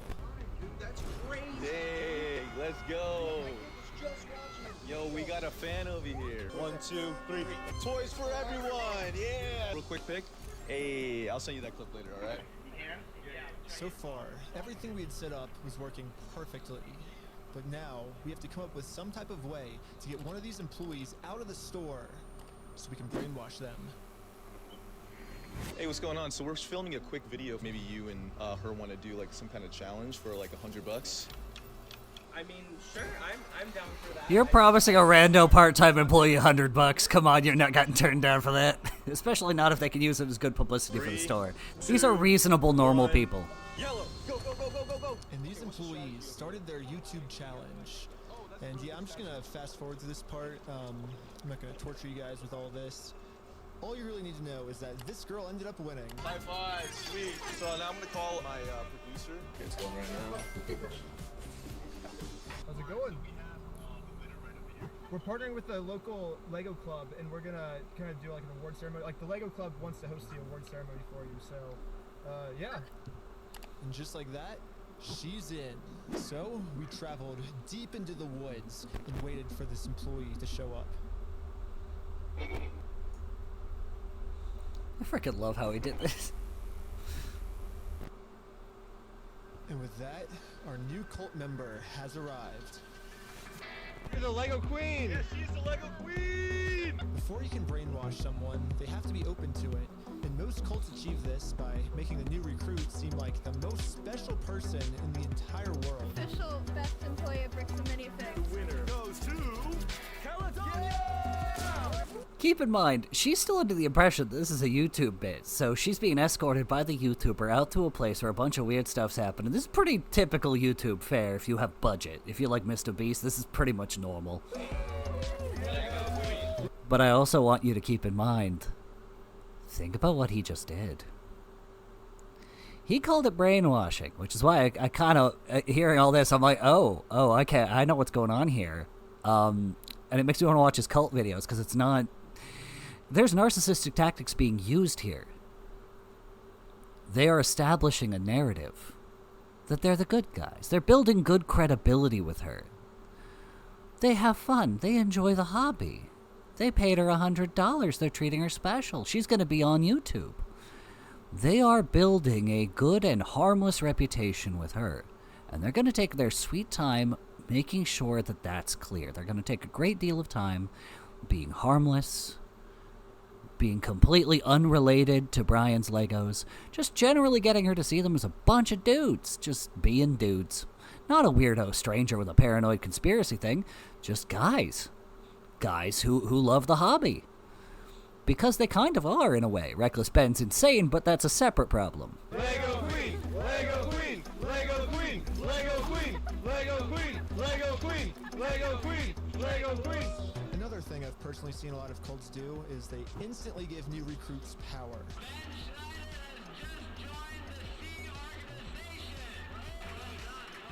If people feel powerful, they're less likely to think that they're the ones that are being manipulated. So, we gotta give this girl some power.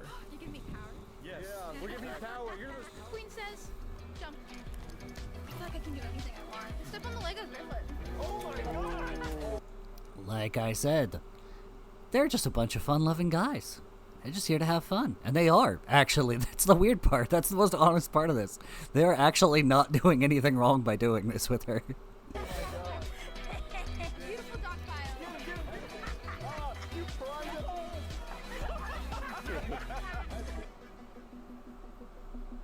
we get to the fun part. Do group rituals to make you feel like one with the group.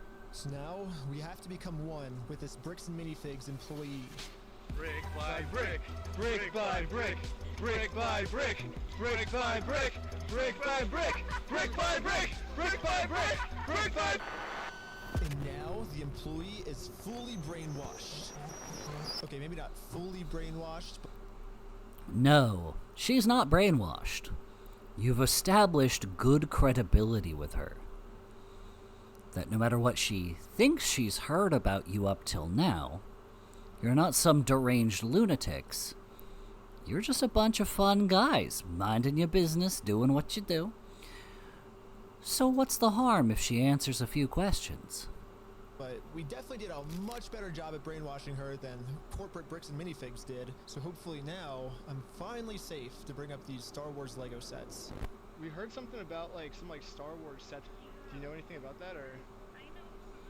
They were gonna reimburse him for everything, and then I think they did, and he stole them. See how they fed the line? I'm sure they offered to reimburse him.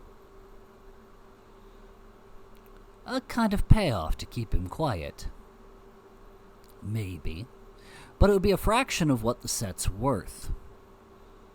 If it's your property and you have a contract saying it is, why would you take $20, $200, $1,000, heck, $20,000 for a $200,000 Lego set your father spent his entire life building after a health concern made it impossible for him to take care of it himself?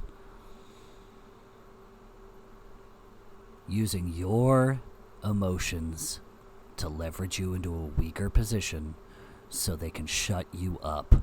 And when that doesn't work, they'll say, look, we tried being nice, but if you push this, we will drive you in your already bad situation into something infinitely worse. And then they can say, because they forgot about the part where they intimidated the man, oh, we totally tried to provide reimbursement for it. Because that's technically true.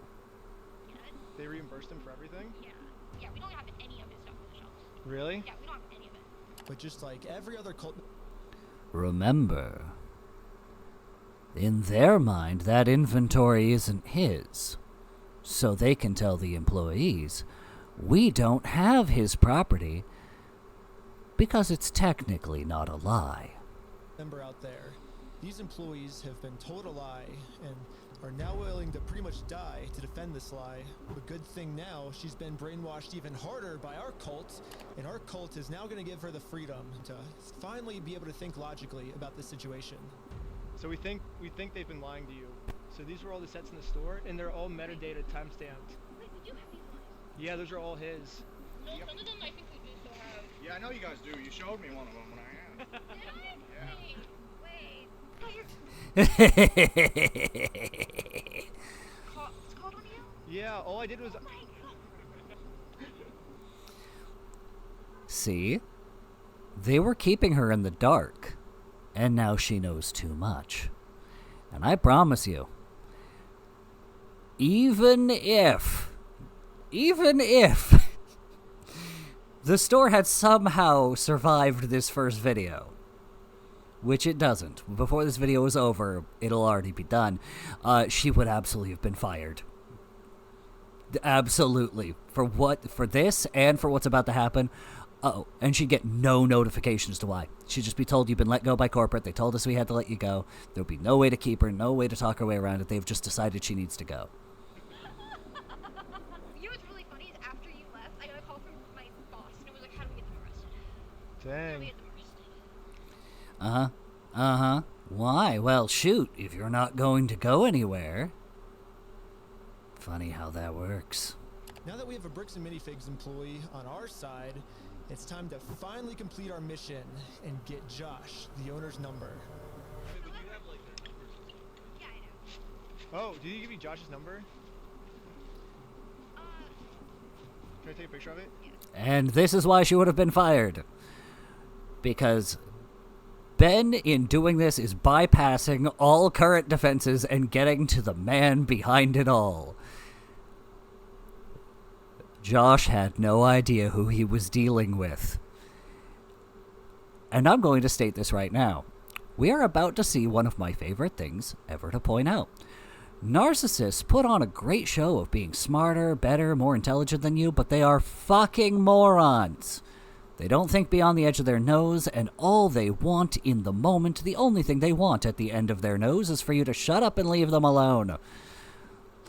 Let me do what I want when I want at whatever cost I want, or I'll punish you for getting in my way. Yes. They thrive on their image. But their image is a lie, and they know that, and every time you threaten it, they have to acknowledge it themselves. And it drives them mad. Mad, I say. Again, all of this is speculation. Let's keep moving forward. Oh, nice. Well, now that I have the owner's number, it's time to give him a call. Hello, this is Josh. Hello. I'm just calling to get my Legos back. I think they told me to talk to you about it. Josh knows his voice. Josh didn't recognize it when he first picked up. But Josh in that sentence knows exactly who this is. He thought he was safe. He thought calling you through the manager's phone was proof enough that he was safe. Because if you had his number, you would have called by now. How did you get his number? And now he's going to spend his time trying to figure out who gave it away. He has no idea, and that employee is not about to share, that the YouTuber who came to his store to do the whole Lego competition was in fact a information gathering machine. So now he knows there's a traitor somewhere in the store, and he doesn't know who, and he doesn't know how, but somehow a man he banned from the store got the information he wasn't supposed to have. Let's keep watching. I think it's the Star Wars set. I have a list. I can kind of pull it up. I was just wondering, like, how we can get them back. Should I, like, if I get your okay, I can just walk in the store and... I don't know what Legos you're talking about, dude. If I don't remember it, it didn't happen. What Lego, what are you talking about? I think one of them's called, like, the Super Trooper set, I think. We got, what else is there? I don't know what you're talking about. Keep going. You don't? Uh-huh. Since Josh was pretending to not remember any of the Star Wars sets that make up half of his store's inventory, I decided to send him over a picture of the contract.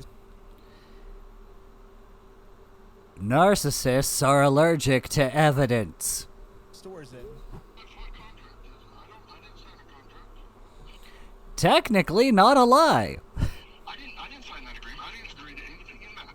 And now I finally understand the legal loophole that Josh is using to get away with this. It's probably the stupidest loophole I've ever heard in my entire life. Josh is claiming that it's not his name on the contract, it's the previous owner's, which makes no sense because in the security camera footage, he tells the previous owner that he's going to be the one taking over the contract now. Narcissists will lie to you to get what they want. Most of all when they don't think you're watching and you can't prove it. They gamble their good reputation just so they can keep you quiet. Because as long as it stays he said, she said, their good reputation will outweigh your word. I guess this is some... And also, document every interaction with a narcissist as best you can. Sort of just contract loophole he's trying to use to steal the world's largest Lego Star Wars collection. In order for me to be under contract, I have to sign something. Or you had to take it over from the previous owner, right? No, that's not how the law works. Narcissists will lie to you.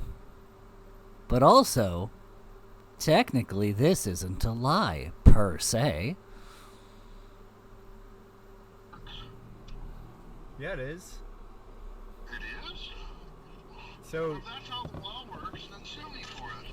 And there it is.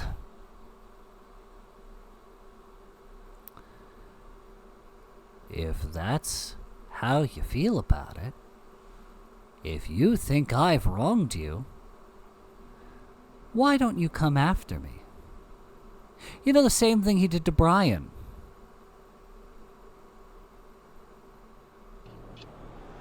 You don't just want to give the Legos back? Like.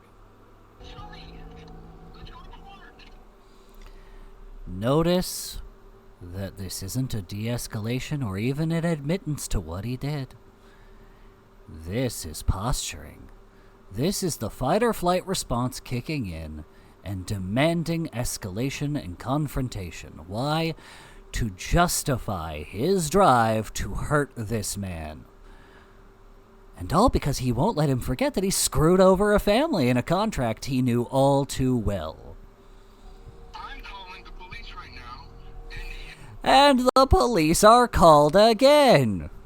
I wonder why. Maybe it's to punish you for getting his number and trying to use his bad deeds to make him feel bad. you guys are going to be arrested for harassment. Do you feel threatened right now? Yeah. I was surprised at how much. Yes. He admitted to it. Being confronted with a contractual obligation that he knows he violated went from, I'm fine, I'm safe, you can just sue me, to, this conversation is a threat. That's an admittance. That is him admitting to the fact that the way he is feeling in this moment is panic, is flight or flight. Yeah, flight or flight, yes. Pretty much for narcissists it really is, though. But this is him going like, I feel threatened because you are confronting me with shame. I do not know how to respond to shame.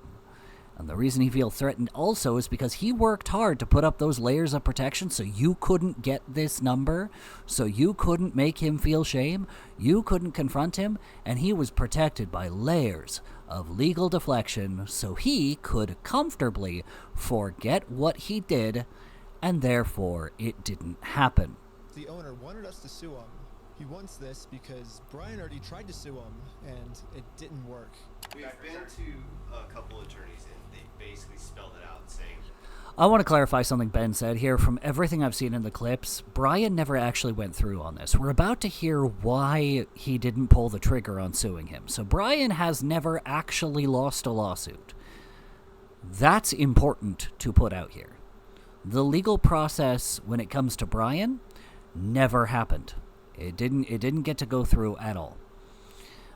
It never got started, it was never done, and it's because of things like this. And these are the multiple layers of punishment that would be used to stop Brian from getting his Legos. Here's the path that's going to happen if you go down each of these routes. They're now in Spain, so we're getting into that whole international thing just to have like an injunction on the store to have them go back and prove that they sold a nut. That's like $60,000 to $70,000. Yeah.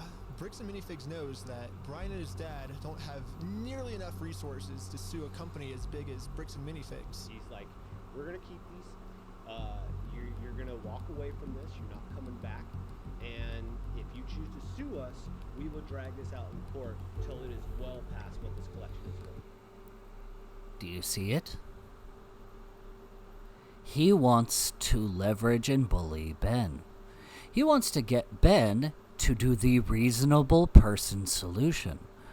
Because any reasonable person would think, hey, I have a contract that says those are mine. Surely I can just bring this to a court and get them. So let's lay out the puzzle pieces really quick. If Brian and his dad sue Bricks and Minifigs, it's gonna ruin their lives. And by the way, this Bricks and Minifigs company has been treating this family. I only think it's fair if they're the ones that get their lives ruined. In order to make things right, it looks like we gotta do this. Now Bricks and Minifigs has their life ruined, and you see Brian and us, we are the ones now doing the illegal activity. This is why you don't mess with a madman. You knew not the jar you opened, Josh. This is a man who knows nothing of sanity and self-preservation. He's been indoctrinated into cults, for Pete's sake. You knew nothing. You did no research. And of course you didn't, because you're an idiot. You should have just given them the Legos, Josh. This would have been so much easier for everyone involved and a hell of a lot quieter if you had just given them the Legos. Oh, but we're going to get into why Josh didn't do that from my purely speculative approach. Let's continue. So, I told my group the plan. We have to do something illegal. Well, you said you didn't want to do anything illegal. Right. Well, but the thing is, they're getting screwed because of it, because they would have to upfront the cost, and then have to take us to court. Oh, yeah, okay, I'm down illegal. I'm down for the illegal stuff. And the group is in. So now it's time to do an illegal business move against Bricks and Minifigs. Let's just hope that they take the bait and sue us. What I was thinking is, what's the easiest way to get them to sue us? We steal their name.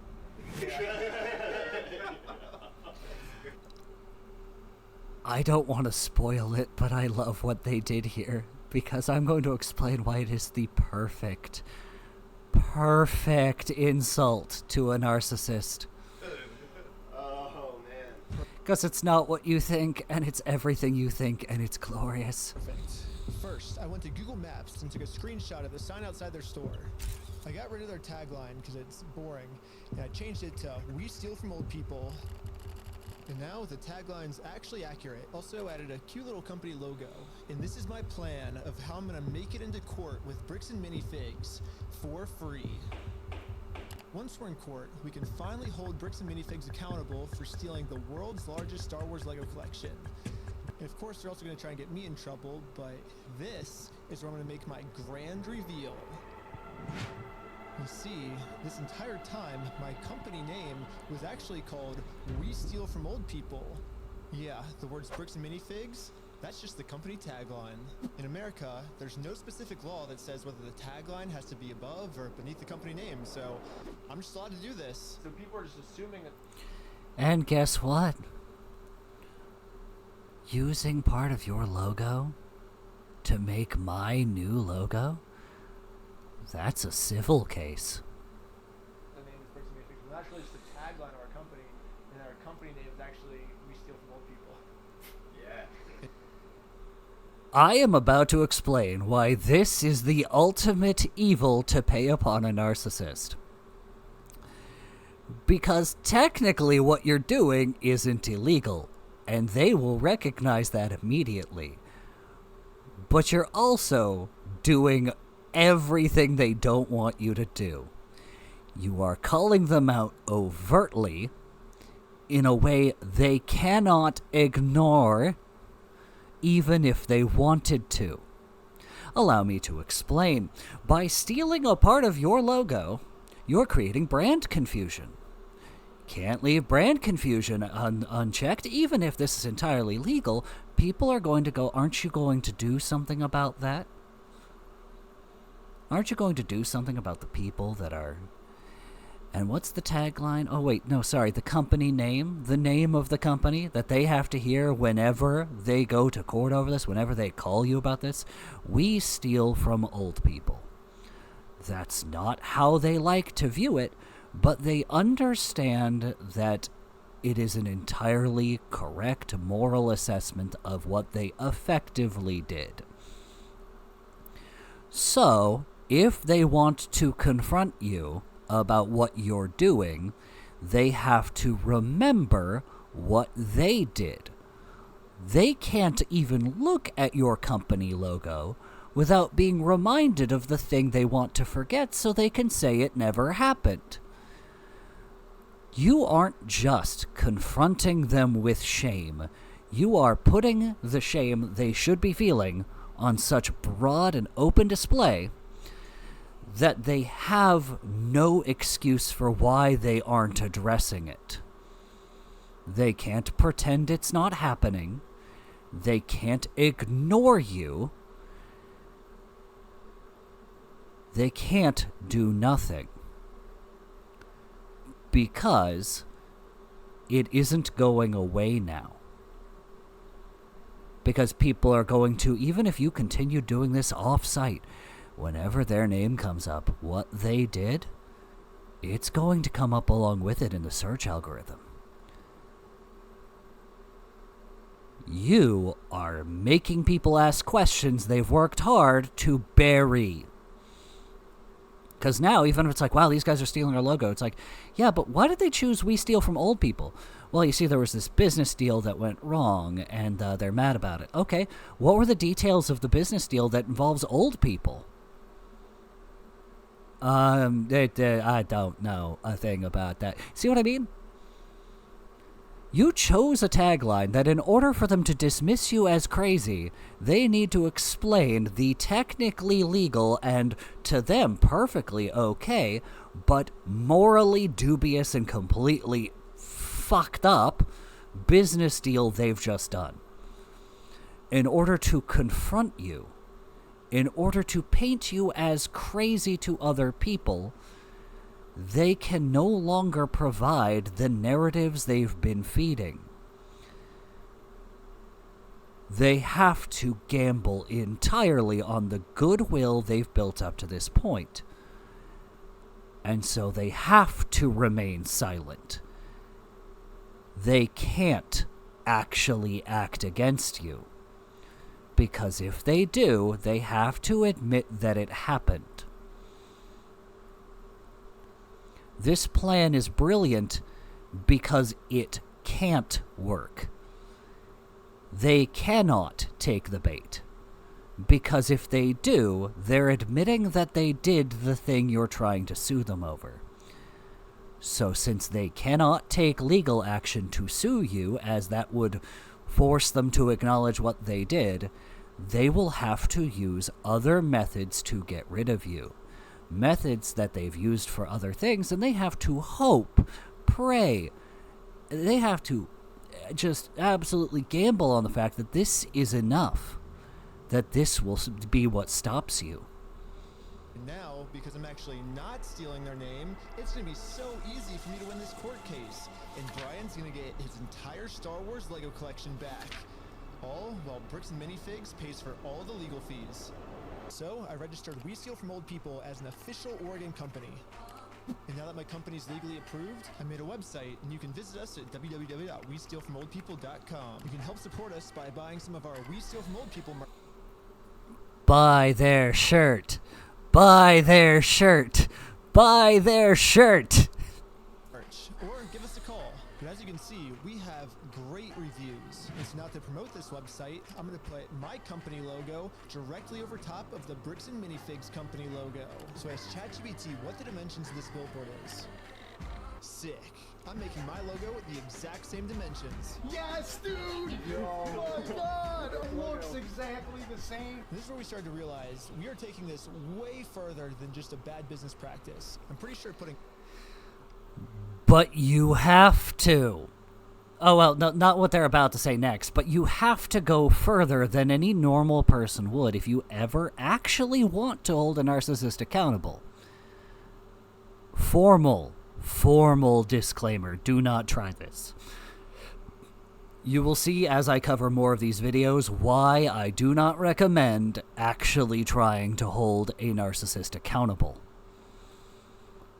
Don't even try unless you can somehow get to a place where you have way more power than them. And when you have more power than them, you have to be okay playing the bad guy. Don't become cruel. Don't do it for revenge. Be entirely okay with being called the bad guy every step of the way and being treated like a cold and heartless person. Because as long as they can convince everybody else that you're the monster, then they don't have to take accountability or shame.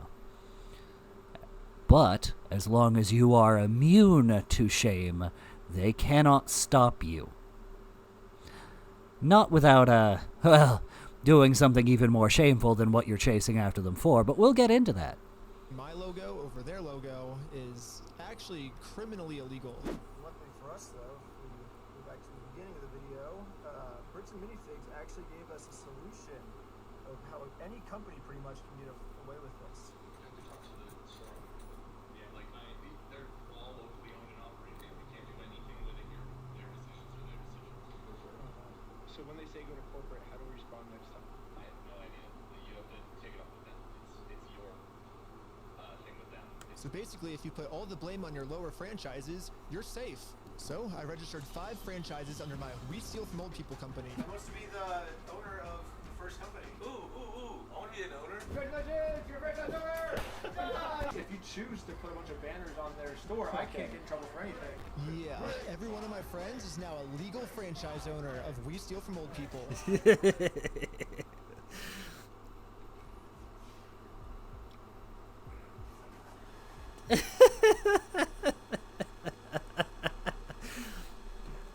Josh, I know you're not watching, but if you do, you have no concept of the evil you have unleashed upon yourself.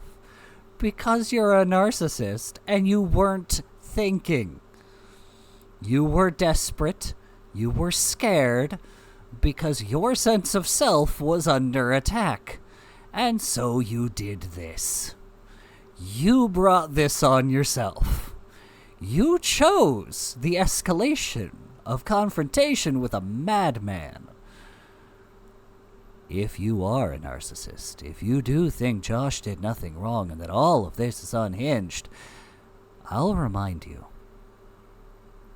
All he had to do was return the Legos. Or throw Brandon under the bus. Literally, you could have done either one. Go, oh man, I wouldn't know about that. I had some guy take care of the ownership for me. You'd have to go talk to him. Now what are you going to do? Get Brandon's number? Well, now Brandon's going to turn on you because Brandon knows too much. But Brandon could be thrown under the bus. Get CEO on there. Boom, there you go. Brandon's the nice little fall guy. Brandon becomes liable for it. You guys can just wash your hands of it. But instead, you chose war with a madman because you're stupid. Because you weren't thinking. You made a whole lot of assumptions and didn't piece together that maybe this was starting to genuinely become more than you could handle. And by the time you start to piece that together, you're going to understand that there is no way to get out of this without acknowledging your shame. You could have done this quietly. You could have buried this. You could have hidden your shame by just making a quiet deal under the table. But you just couldn't help yourself. And then you invited the madman into your little circus. I am not defending anything Reckless Ben has done, and everything I'm saying about Josh is pure speculation. But if you are watching Josh, and I'm right, then I want to remind you that all of this could have gone away if you had just given back the Legos. All of this for some colored plastic. All right, back to fun.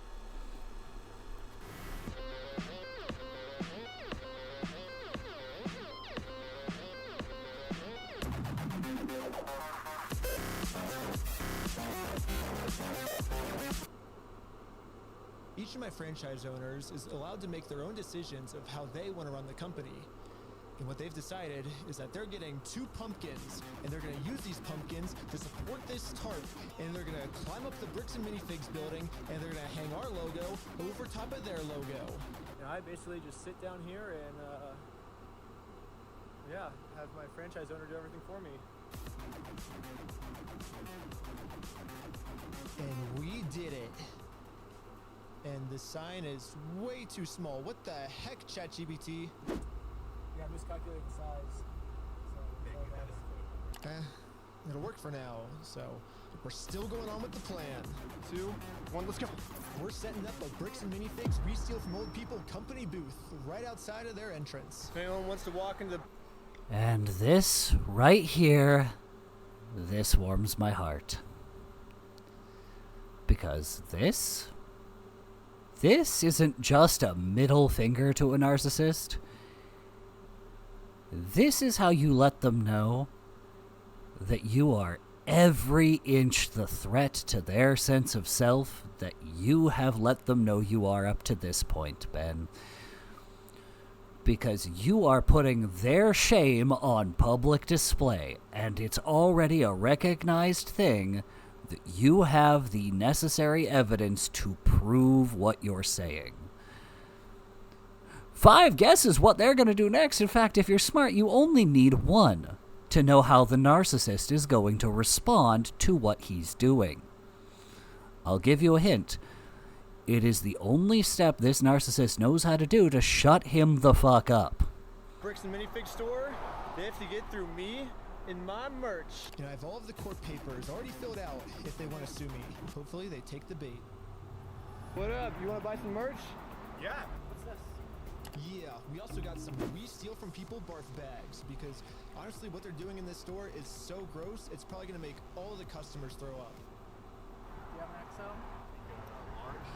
Well, we stopped a customer from going into Bricks and Minifigs, and he left with our merch. It was going pretty good, and I was Merch that actively talks about what they're trying to hide.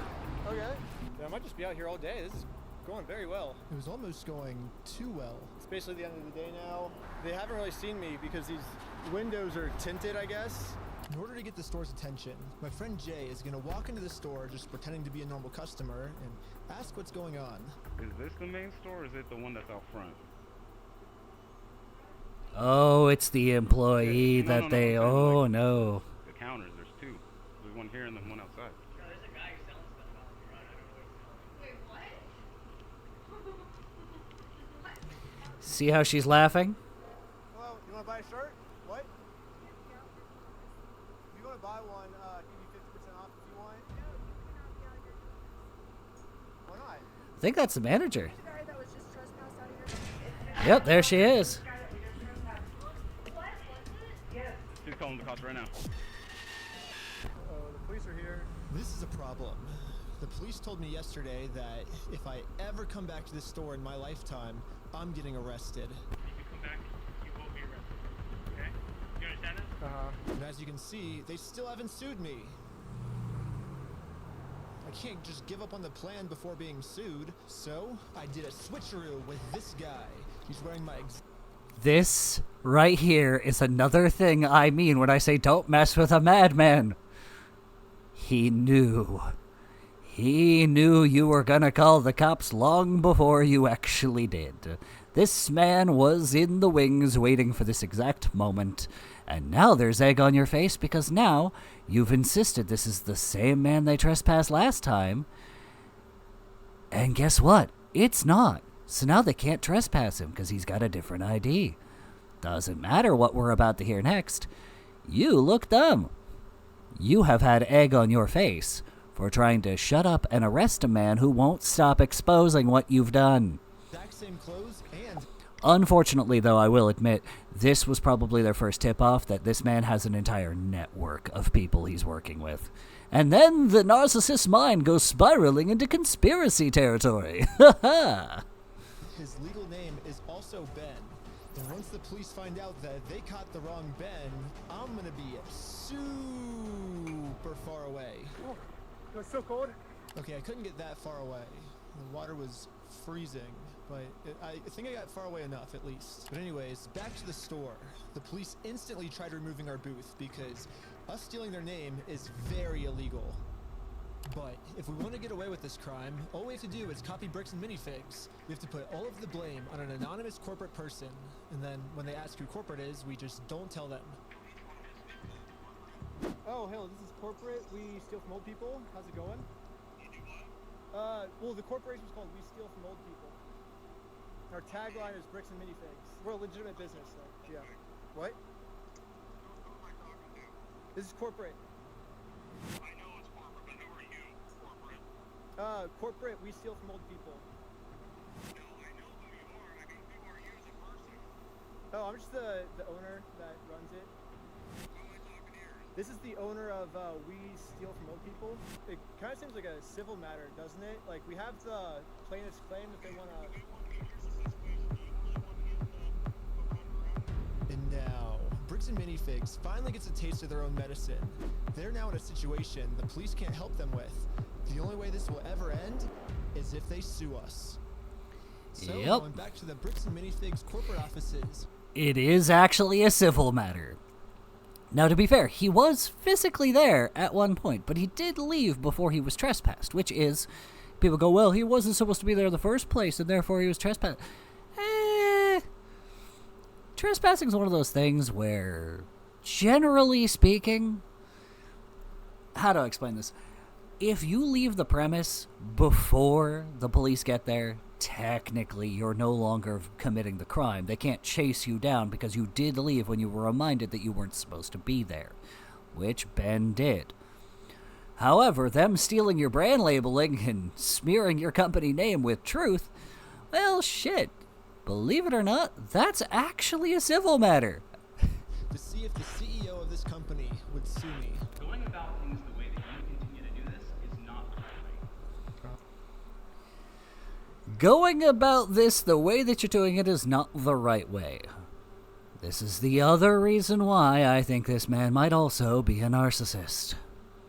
Because he's not saying that this isn't the right way. He's saying it's not the reasonable way. It's not the proper way. It's not the way we're prepared for. You might be entirely in your rights, but what you're doing is morally dubious. He's trying to cast shame, doubt, and disparaging things onto Ben, which, yes, Ben is already aware he's doing shady crap. He admitted it in private before he ever started. They even openly, as much as they kept it legal, they openly admitted that it was intended to look illegal. This is why you shouldn't have messed with a madman. Because you cannot shame a madman. Because a madman is more than willing to own the shame. They do not run from shame. They own it. So what's the right way then? Do you understand that like the harassment style that you have conducted against? See, he has to throw the buzzword in there. It's a harassment style. And I'm sure that there's going to be layers to this later. I'm sure we're going to hear, it is a harassment campaign. We'll hear that at some point, I'm sure, too. Bragging to people that you vandalized the store and done other things along those lines. That's not the right way. Well, I never vandalized the store, but people have told us that you have.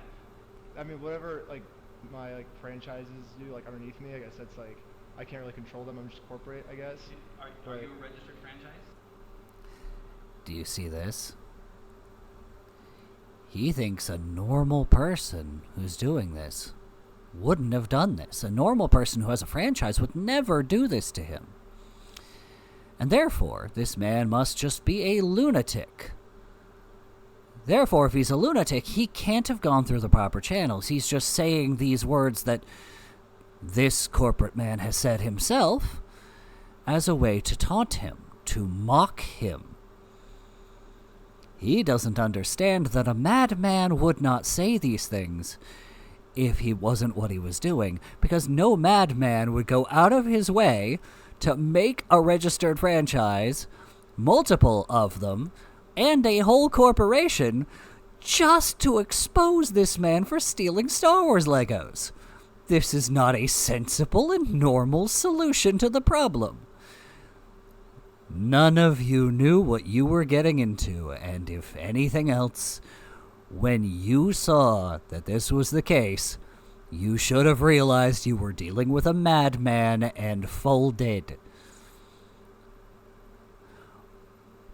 But they will not listen to reason because that would mean they have to have done something. And since they did nothing wrong, and they don't remember doing anything shameful, clearly this is uncalled for, and therefore, this man is a lunatic. Yeah, You guys have FDDs and everything else? Yeah. What states are you registered in? Oregon. You're a registered franchisor, so Yeah, I'm actually a franchise owner of the franchise too. The CEO of this company knows pretty much better than anyone that he can't get us in trouble for what we're doing, because we can always just keep passing the blame onto our lower franchises. We're just doing the exact same thing he's doing. Brick by brick! Brick by brick! Yep. Watch the realization as to what's happening.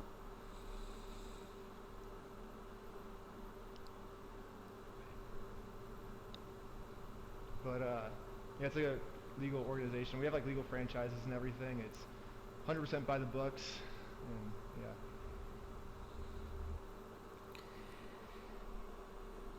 This man, in this moment, you can see it on his face.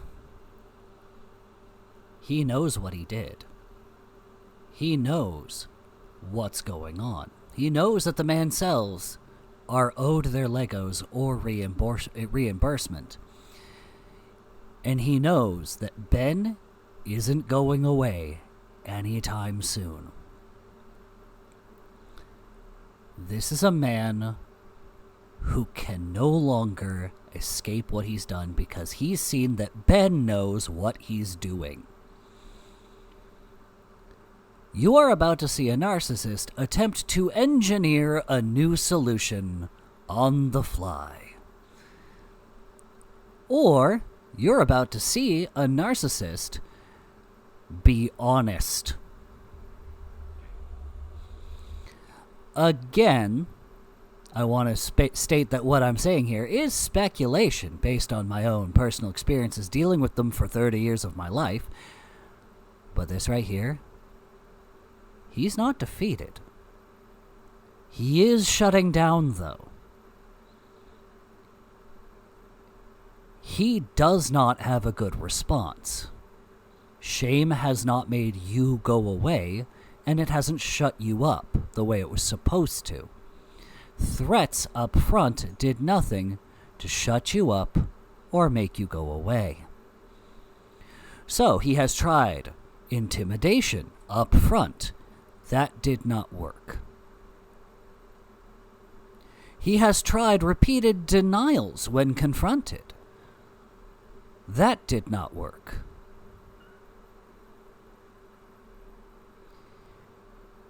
And he has tried and tried again to use force to make you shut the frick up. And it's not working. He's tried shame in this very moment. Because you're supposed to be trying to stop the bad guy. You need to hold yourself to a higher moral standard. And therefore, if you're playing dirty pool, he should be able to make you feel bad about it and back down. And now that none of that has worked, he's forming a desperate plan. One we will repeatedly see unfold as we move forward. And 5 guesses what it is! It's not like it's subtle, it's not like it's secret. Just wait.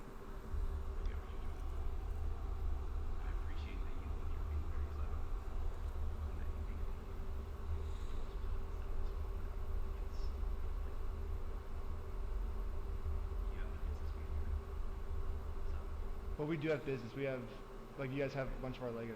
Well, if Bricks and Minifigs is not going to sue me... Do you see how he tried doing this? He peeled away the layers of performance, and he tried to appeal to the man, saying, look, I understand you think you're being funny for your little content videos, but you don't know what you're doing. This doesn't involve you. And he's not wrong. It involves Mr. Mansell and himself. And that's how he likes it. A position where he holds all the cards, everybody does what they're supposed to do, everybody shuts the fuck up, and lets him move on with his life. And Ben knows what he's doing is disrupting that. This man doesn't know how to respond to that, other than to This is the nicest you'll ever see a narcissist be in asking somebody to leave them alone. Because he knows what's going on and that this is not going to end. He wants it to. But he realizes he's not dealing with somebody who recognizes him as human, in a way. This man should understand that he's destroying the CEO's mind. But to a reasonable person, this shouldn't have had to go this far. To a reasonable person, this is a conversation that can easily be solved just by giving back the Legos. Narcissists can't understand how a normal person thinks. And if you've gotten this far, surely you understand how a narcissist thinks. Surely you must understand what you're doing to them. And that means you are attacking them personally. This isn't about the Legos to them anymore. To them, you are trying to kill and destroy them as people. How? Why? Because you're ripping away their good reputation, exposing their tactics, and making them feel bad about it without ever letting them look away. You are doing to this narcissist, effectively, a Clockwork Orange. You are forcing them to watch their sins with their eyes forced wide open, and making clear to them that you're not going anywhere. It is my speculation, again, that that's true. And, speculating again, if I'm right in my speculation, this is the moment this transitioned from how do we get you to be quiet to how do we remove you from the board completely. It is here they began their entire purpose to not just destroy Ben's reputation, not just destroy his credibility, but to do absolutely everything they could to engineer a way to eliminate him completely. Either by freezing him out and keeping him in containment where he does nothing, or finding a far more literal form of containment for him. We'll see that moving forward. Then I guess we have to settle this outside of court, which is gonna be hard. Because right now, Bricks and Minifigs has somehow convinced the police that they aren't criminals, they just participated in a bad business deal. I mean, Josh has literally already exposed their... Well, by their reasoning, it wasn't them that participated in a bad business deal, it was Brian. Brian and Crystal had a bad business deal that's got nothing to do with them. And the police, as far as they know, that's all that was. This is some YouTuber viral hate campaign for an otherwise upstanding business in the community. And all they get to see is the collapse of the narcissist. The total dismay and emotional devastation of a man just trying to run his business. They have no concept as to what they've done. Entire plan to me of how they're planning on getting away with this. I feel bad for it. But that agreement is not criminal. That agreement is now civil. So it's a civil matter, it's not criminal. Which, by the way, I want to point out, Ben brought up when the police were talking to him about his false stand. Those are the exact words he used. If you want to piss off a narcissist, use their own logic, their own defenses, and their own tactics against them. Because now, if they shame you for using them, you can go, well, shoot, I was just doing what you were doing. And they have to start emotionally and mentally confronting the, oh, but it's okay when I do it, pipeline. And they are not equipped to do that. Reckless Ben is force-feeding them shame when they are intolerant to it. Yeah, basically a civil crime is just the legal way of saying a business deal gone bad, which, if this truly was just a business deal gone wrong, you would have to settle this through the court. the police aren't able to do anything. We have the police to solve criminal crimes, such as stealing from a lottery. That's a criminal crime that the police would have to investigate. So, here's the plan. What if we do a lottery? Yes. First, Brian donates one of his sets to a lottery, someone wins the lottery, and then if Bricks and Minifigs keeps the prize for themselves instead of giving it to the winner, they have now just stolen from a lottery. Now it's not a business. You should have given them the Legos back, or paid them. You didn't know what you were getting into. And now it is far too late for you to just fix things. Not without costing yourself everything in the eyes of everybody who knows you. You should have realized you were dealing with a madman. Everything that happens now is on you guys, for good or for bad. Deal gone bad. They're actually interfering with a state-regulated lottery scheme, which is now a criminal offense that the police would have to investigate. It turns out this is completely legal for us to do. You still own the Legos, correct? Technically, we own all of those. Yeah. So it would be legal for you to auction your Legos off, right? If you still are the owners, right? Yeah.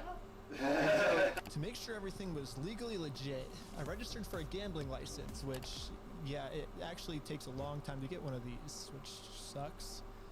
But on the DOJ website, it says that if you're a non-profit or a religion, you actually don't need a license. It'd be cool to use my new We Steal From Old People company, but I already made my first $1 when I was selling stuff outside the Bricks and Minifigs store.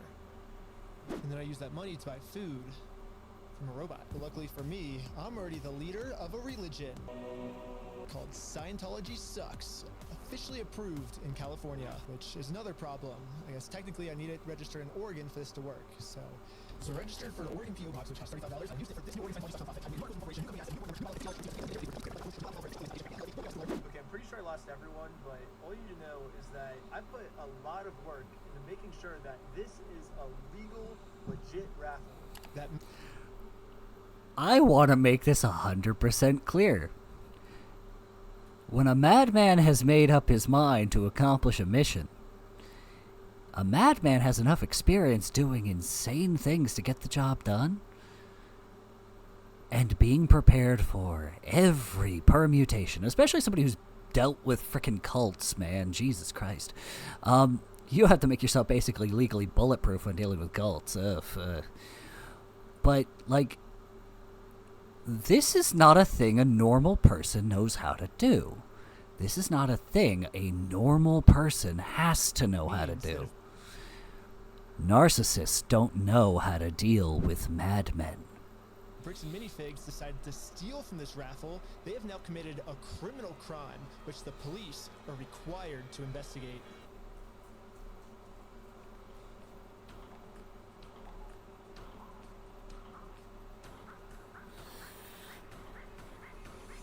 I want everyone's attention. We're doing a Lego raffle. This Lego set is worth $1,000. Pretty much instantly, we were a hit, and everyone wanted to win this Lego set. But there's a problem. Under ORS 167.117, each participant must pay something of value in order for this to be considered an official lottery. We're about to charge lots of people money just to maybe be the next victim of Bricks and Minifigs. But we have to charge them money, and if we don't, then it'll actually disqualify our lottery, and the plan we came up with to get the Legos back won't work. But then we realized, wait, we're filming this entire event. We can just give each person $1 as their appearance release fee. $1 for being on camera, there you go. So now when they buy a $1 ticket, the transaction cancels out, and each person lost $0. See, I love this, because it is the exact kind of moral, legal dubiousness that, well, shoot, on the surface, it checks out. There is legally nothing wrong about doing this, unless somebody wants to go to court and prove otherwise. You get $1 for being on camera, and then the raffle is $1 though, so would you like to pay $1 for the raffle? Okay, awesome. So here's your ticket. So what's your business? What's our business? We're with the Church of Scientology Sucks.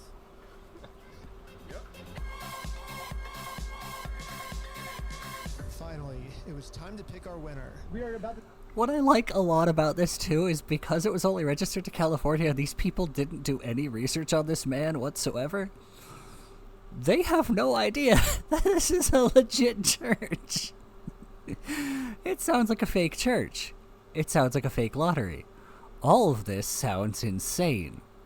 Because it has to be insane for it to work. Narcissists. You think that you're the one people need to cooperate with or back down. I'm going to let you know right now, if you're dealing with a madman, just give them what they want and then back away. Do not ever cross paths with that madman again, because it will always go poorly for you. They know nothing of normalcy, only the madness of survival. Yes. See who the winner is right now? We have the winning ticket right here. 5, 3, 9, 7, 7. Is that mine?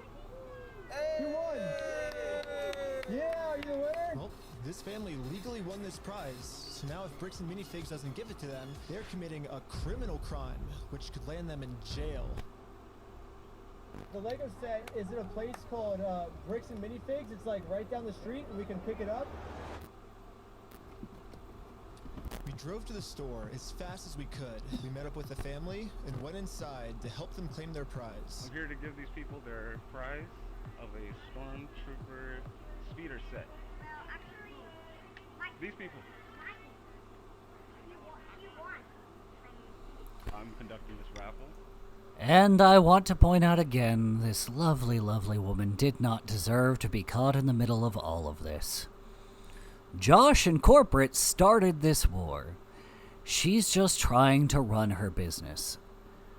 And she has people running in claiming that they won a raffle she had no say in, she had no knowledge of, did not give permission for, and they're trying to claim property that, as far as she's concerned, is hers. This doesn't sound real. It doesn't sound legitimate. It sounds as though all of this is a madman. And so she's going to call the police. Of course she's going to. I don't blame her. Nobody harassed this woman. She doesn't know what's going on. And you guys have the prize here. I don't know anything about that. To inform Amanda of the business deal her store is in, we showed her all of the raffle paperwork and the family who won this Lego set. I'm not giving out anything. Like, I can't leave without it. Yeah, you can. You can have a good day. Amanda has just made it very clear. Instead of giving this family the Lego set they legally won, her company is gonna steal it. You're stealing $1,000 from a little girl. Yep. That is not the yep of someone who really believes that. She doesn't really believe she is, in fact, stealing from a little girl. To be fair, in her position, I don't know if I would either. But you know what I would have done, even in this context? I would have called the owner. And this is what would have gotten me fired. Let's keep going. Stealing money from a kid, do you find that evil at all, or you just, that's how you want the business to look? Amanda now has to cover up this crime her store committed, so she thought the best way to do this was to kick everyone out of the store. That guy is not supposed to be here. You have a good day. Which is not gonna give him a prize? But good thing for us, this isn't a civil crime anymore. Amanda just stole from a lottery. Now they have officially committed a criminal crime. Which, by the way, yes, she did admit to the store stealing from the lottery, and yes, the people running the lottery had a right to the property they were auctioning off. If Bricks and Minifigs wanted out of this, they'd have to go to court to prove that he had no right to it. I don't know if that was the entire purpose of the lottery. Pretty sure it was. pretty sure it's also why this,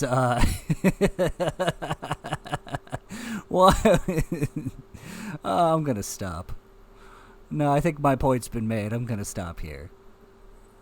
No, I could summarize it. I was gonna summarize it. This is why keeping people in the dark as to what you're doing when you're technically not wrong. Yeah, this is the back end of that. Because now your employees are openly admitting to your crimes. They have, and you could throw her under the bus and say she's the one who did it. Sure.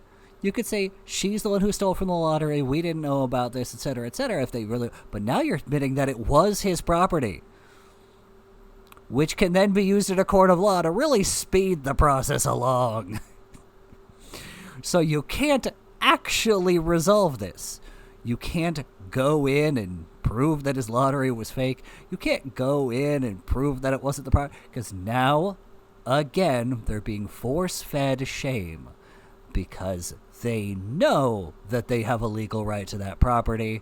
They know that this man has already made corporations and franchises, and they know that this man knows what they did.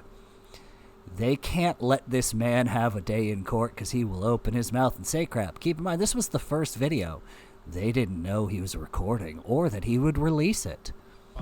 It's time to get the police involved. This company just stole the prize from our lottery. Okay, thank you. Thank you. And now the police are here. But for some reason, I think they thought that I was the criminal.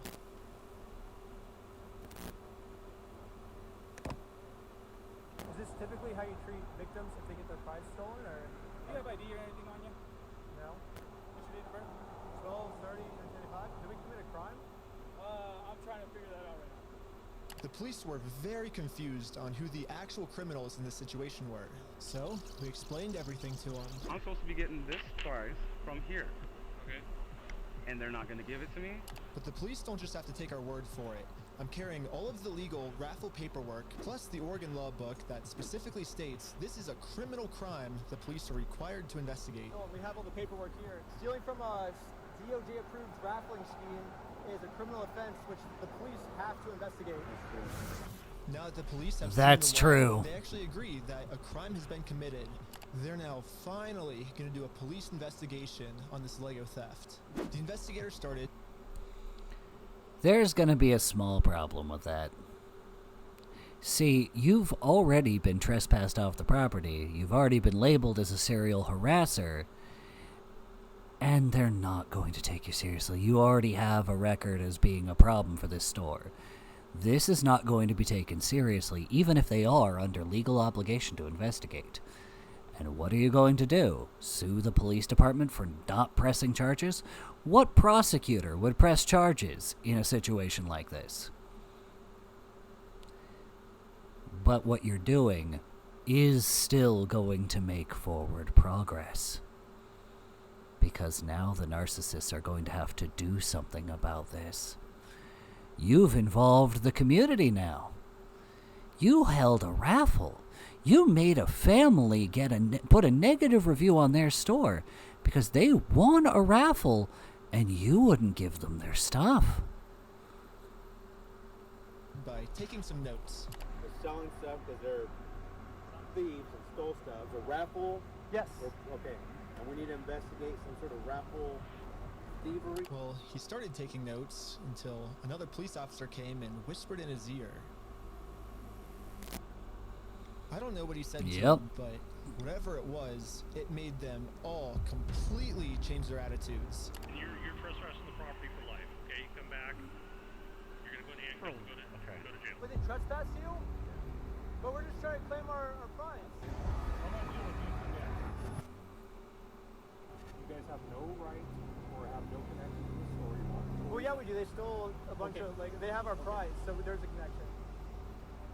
That is a civil issue. See what I mean? No, it's criminal. I got the... Are you going to listen to me? This officer's trying as hard as he can to cover up this crime. No, he's not. He doesn't take the crime seriously. Because he sees you engineering ways to harass somebody who has to deal with a civil issue. By his reckoning, you're the problem. Which is exactly how narcissists like it. Problem is, madmen have no sense and we will not stop. You think this was the end of it, didn't you, Josh? You really thought. This is just the beginning.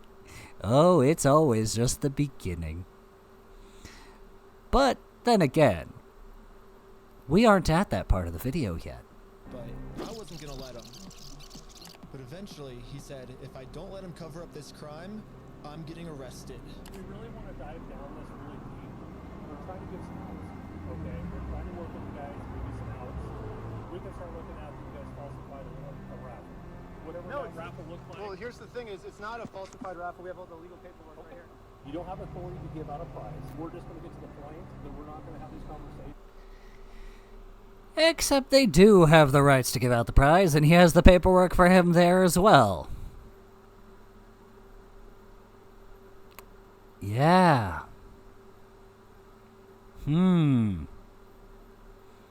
Weird.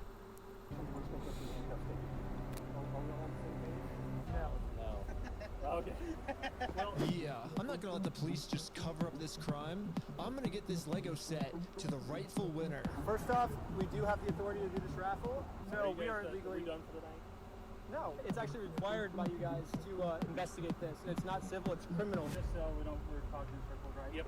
No. Do you understand at least what he told you on the I don't think we're talking in circles. That's the first time we've had falsifying a raffle. Just answer my question. Do you understand what Officer Bev is explaining to you? Kind of what's going to happen, what's going to be the next steps? I think... Nope. Yes or no? No, I'm not understanding. You don't understand? What part don't you? Yeah, I was pretty confused on what they were going to arrest me for. I mean, the Fourth Amendment in our Constitution specifically states that the police can't arrest you if they don't have a reason. I keep asking them for a reason, but... And to them, they do. You are harassing someone and trespassing on property that isn't yours. Doesn't matter if you have the paperwork, not to them, not in this moment, because they don't believe the paperwork is real. Why would it be? Who would have a religion in this area that could legally hold a raffle for property that they claim is theirs but is not in their possession? This is not a normal solution. Of course they don't believe you, and of course they're going to take the proven, reasonable, sensible trespassing option over actually believing the madness you are introducing to them. I can't speak for later, but I can speak to these police officers in particular. Mostly you're just pissing them off. Which, not gonna do you much favors, Ben. They can't tell me anything that I'm doing that's illegal. Well, I don't think we broke the law. What's your opinion? That part doesn't matter. Here, it's pretty black and white. Because right now, you guys said the law we broke is the falsifying the raffle. So let's do this. Let's just call it and we'll just go from here, all right, guys? Just please. Please. So you guys are going to investigate. We are trying to keep you guys out of handcuffs. We don't want to go that route. We actually, you seem like nice guys. We don't want that for you guys. See, this right here is what lets me know these police probably don't actually know what's going on. Not compared to things we'll see later down the road. These police, they actually seem to go like, dude, you guys don't seem like bad people. We'd rather you not. Please don't keep trying to press this matter, because if you keep harassing this man, we're going to have to send you to jail and you seem like nice kids. That's going to change eventually, but for now, that's where they're at. But at a certain point, we can't keep doing this. All right, so we're good, guys. All right, I don't think we're good. We're not good at all. What? Pretty clear. You go on the property, you're gonna get arrested. When I came up with this plan, I was under the assumption that the police are supposed to follow the law, but I was wrong. In Kaiser, Oregon, the police don't follow the law. And because of this, another family got scammed by Bricks and Minifigs. Pretty bad, so I just paid this family what this Lego set was worth myself. Do we call the police officer? Like, what do you do when there's just corrupt police? Should you go to the police? They're not corrupt police, but Should we go to the police department? that's So we went to perspective. the police department to tell them that some of their police are corrupt. And then we realized we're literally just telling the police that they are corrupt. Of course they're not going to do anything about it. Yeah, they just sent us home. And now you've went and pissed off the police. Even further. But this is when we realized that this raffle might have actually accomplished something pretty big for us. Josh ended up giving me a call. You guys keep coming to the store. You can park out front. See what I mean? Do you understand? Sometimes the point isn't the point. The weird part is, if Josh hadn't called, this might have actually stopped here. But narcissists don't care. You made him look bad. You brought his company name into the public square and made him look terrible and forced the police to go, what the frick's going on with these kids? They are not backing down and you need to figure out how to frickin' deal with this. Yeah.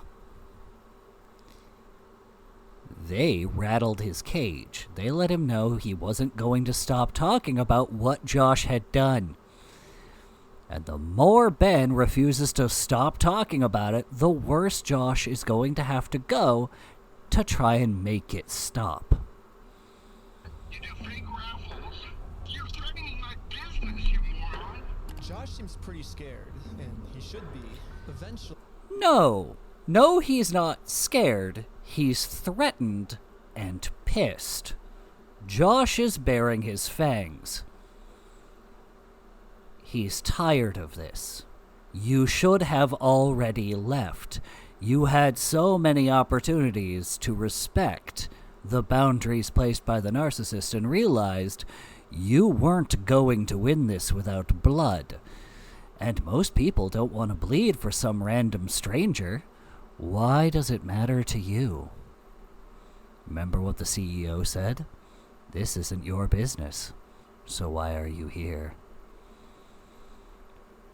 Josh is in fight or flight, and Josh is pissed. He wants to make Ben stop, and I think in this moment Josh had decided he will do whatever it takes to make that happen. Because Ben has made himself very known as a very, very stubborn threat to Josh's sense of self that isn't going anywhere. Again, speculation, but it lines up. I am going to end up solving all of the police corruption that's going on. And once that happens, Josh is no longer going to be in civil trouble. He's going to be in criminal trouble. It wasn't a fake raffle. It was a real lottery scheme, according to Oregon state law. And it actually is a Class B felony, up to 10 years in prison and a $250,000 fine. Yeah, the loophole he's been using this entire time, just hiding behind the fact that it's a civil case, isn't going to work for him much longer. Well,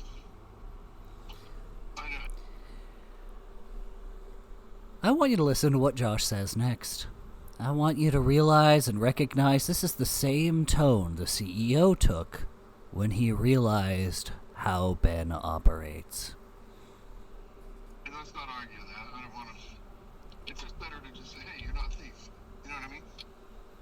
It's better if you just say that I'm not a thief. I don't want to get into that. Do you want to know why Ben isn't going to get legally prosecuted for his little lottery? Why they're not going to investigate into it? Because Josh knows that they have a right to the property they lottered. He does. And after hearing what he did from the CEO, Josh knows that Ben wouldn't be saying it was an entirely above-board raffle if he didn't have the paperwork to prove it. Or at least he's not willing to risk it. So Ben, this time around, is free of all charges. Because if he had to get into it, he would have to deal with a actually not corrupt police department. One that he has managed to thus far convince he is the innocent victim.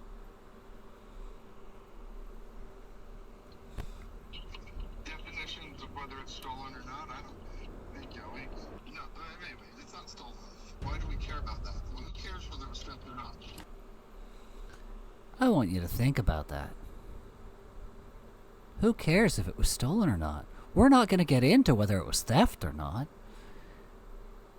Josh understands what he did was wrong, but he can't own what he did because that would make him feel shame. So he's trying to forget about it, because if he doesn't remember it, it didn't happen. Right now, he is saying all of this out loud because he's trying to convince Ben to back down, to leave it alone, to recognize that I'm just a guy trying to run my business and I didn't do anything wrong and woe is me. Why are you picking on me? Even as he's openly admitting to the things he's done wrong. But for some reason, Josh still decided not to give the Legos back. I think he might just need one You should have given the Legos back, Josh. more push. Here's the plan. Take a picture of every single sign that's outside the Bricks and Minifigs store. And now I'm going to redesign every single one to make them way better. For example, I changed turn at the light to turn and go home. In buy, sell, trade, I changed it to steal, sell, trade. And I'm printing all of them out to scale. And nope, I didn't use ChatGPT this time. This time, I'm using a much better method, which is a tape measure. The exact dimensions of their actual sign that they have up right now. Now it's time to put our signs directly over top of their signs. But before we had time to do this, Josh gave me a call. He's still trying to convince me to sue him, so he gets charged with a civil crime, not a criminal crime. Josh has realized that he can't actually do anything about the raffle without exposing everything else he did to a court case. Since Ben did everything legally, it would prove in a criminal case that in fact that was stolen. So not only would he have to pay $250,000 or spend 10 years in jail, but then that case could be used in civil case to make an open shut case that their corporation can't get out from under, that the Legos are not theirs, and they would be liable for the same liability as the original owner of the store. This became a situation that went from we can run you down and the legal fees to get your Legos would be worth more than they're actually worth, to trying to hold on to our Legos will cost you more than they're worth. You should have given him the Legos, Josh. Which could land him in jail. If you think it's illegal, why don't you sue me? It's a civil matter. Tell Brian to put his money where his mouth is. Let's go to court. Okay, you want to do double or nothing? What are you talking about? Are you stupid? If you're wrong, you pay. I love this moment so much. It brings a nice little tear to my frozen heart. Because this is absolutely the most beautiful fucking way to let a narcissist know that they've been outplayed. They will, if you say stuff like this, make sure you have something to back it up. Because the narcissist will always choose to believe you're bluffing and then never call you on your bluff. They will try and find another way to punish you for your arrogance. It's double. If I'm wrong, I pay you double. Bro, are you dumb? You're obviously a kid. You don't know how this works. I think you're scared. Double or nothing. Let's do it. You're so dumb, bro. I think you're scared. Okay, I'm not scared. Let's do double or nothing. I'm not doing If you lose, you pay us $400,000. You're scared. You're a chicken. I'm calling you out. You're scared. I'm calling you out. You're too scared. You're scared. You should have given him the Legos, Josh. Put your money where your mouth is. Are you just gonna be a pussy, or are you gonna... I'm putting my money where my mouth is. You put your money where your mouth is. Okay, let me talk. Okay. When Brian first came in, We identified anything that was on the... And here it goes. Josh has been backed into a corner. His fight or flight response is in full. Ben's clearly not going away. The CEO tried going, "Hey, buddy, this isn't your business." Like he's a human being. Going, "Hey, this is between us and him, stay out of it." Because he knew. But he left it be. What's Josh's method? Well, Josh is going to try a full reset. To reset the board from the narrative Ben's been building into the narrative that Josh has been using up until now. That list that would have been his, that Amanda didn't sell, and we set it aside. And it's still sitting there. We're happy to keep your stuff back. I just don't want any more damage to the store. I guess Right here. I'm going to tell you something. You'll hear things like this from narcissists. This is a lie. Because to give it to you would be to admit they did something wrong. They can't do that. Because that would involve them feeling shame. Not to mention, they would have to take ownership of what they've done up to this point in time. It's admission of guilt. In fact, at this stage, giving over the Legos would be an admission, in their mind anyway, that in fact they stole rightful property from a lottery. That's not what Ben wants, but it's what a narcissist would do in their position. If you can prove that it was your property they withheld, you could press charges for stealing from a lottery. They can't afford this going to court. They're trying to stop you from pressing charges on the criminal case, but they're not going to admit to what you did. In fact, I think Josh, in this moment, hadn't thought this far ahead.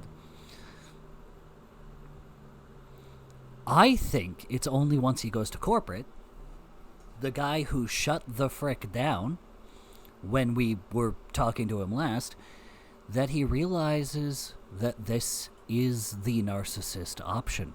If Ben was a narcissist just like them, just like they're beginning to fear he is, that's what he would do. He would use them giving him the property as proof that they knew it was his, and then push criminal charges on them. But they can't do anything about the criminal charges one way or the other, because that would admit owning up to not having the stuff. I don't think Josh thought this through. Josh has finally realized that whatever he's going through right now will literally never end for him unless he gives the Legos back. I'm happy to give you the inventory. It's only bringing me harm because you guys are doing wackadoo crap trying to attack us. Doing wackadoo crap. That is, in fact, the number one solution for all narcissist-related problems. Well, it looks like we won, and Brian is finally getting his Legos back. This definitely changes the trajectory of a lot of the things that we had in... Yeah, dude, we had some really good ideas, yeah. Well, what do we do for the next couple hours if it's raining? Bowling! Let's go bowling. We waited a few hours for Brian to get off work, and now he's off work.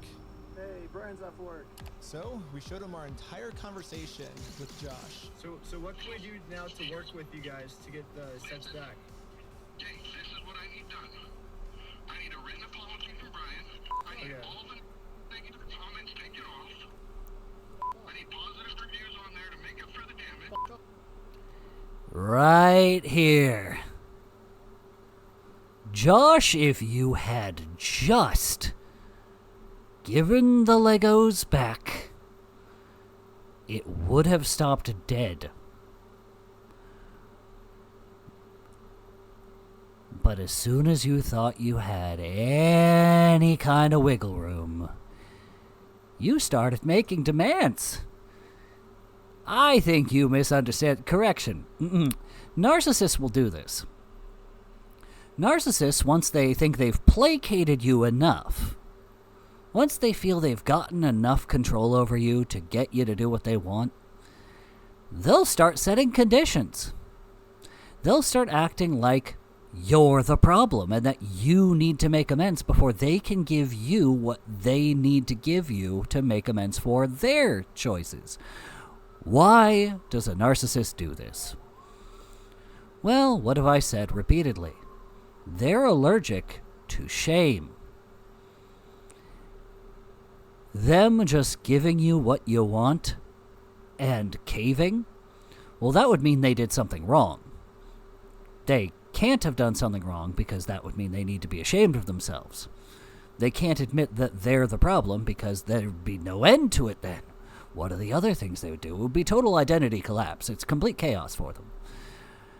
So even when they're owning up to a mistake, they need both sides to have done something wrong. They need to be able to have a narrative that this wasn't them making amends for doing something wrong, but that this was them trying to get you to stop hurting them. They need to use this moment to pivot into playing the victim. If they can get an apology from you, if they can get you to take down all the negative things you said or did, if they can get you to make amends to them for the damage that was done just to get them to make amends for the damage they did, well then shoot. Surely you were only hurting them to get what you wanted. Why do they think that? Because they only hurt you to get what they want. Once they have what they want, the pain can stop. And so they think normal people operate the same way. Why would you do these things that make me feel shame and hurt me unless you wanted something from me? So surely I can get you to back down from calling me out and making me feel shame if I just give you what you want. And then I can use you taking all of that down as proof to everyone else that I was never in the wrong, ever, and that I was truly the victim. That's the game plan. You use somebody's stepping down from accusations as proof that there was no merit in the first place. And then you forget about it. And because you've forgotten about it, it never happened. And then you can move on as though you've never done anything wrong in your entire life. So you're holding my sets hostage. Oh, you thought we were getting the Legos back already? We're not even halfway through the video yet. Yeah, so basically before Brian can get his Star Wars Lego collection back, he has to write Bricks and Minifigs an apology letter for making this Facebook post.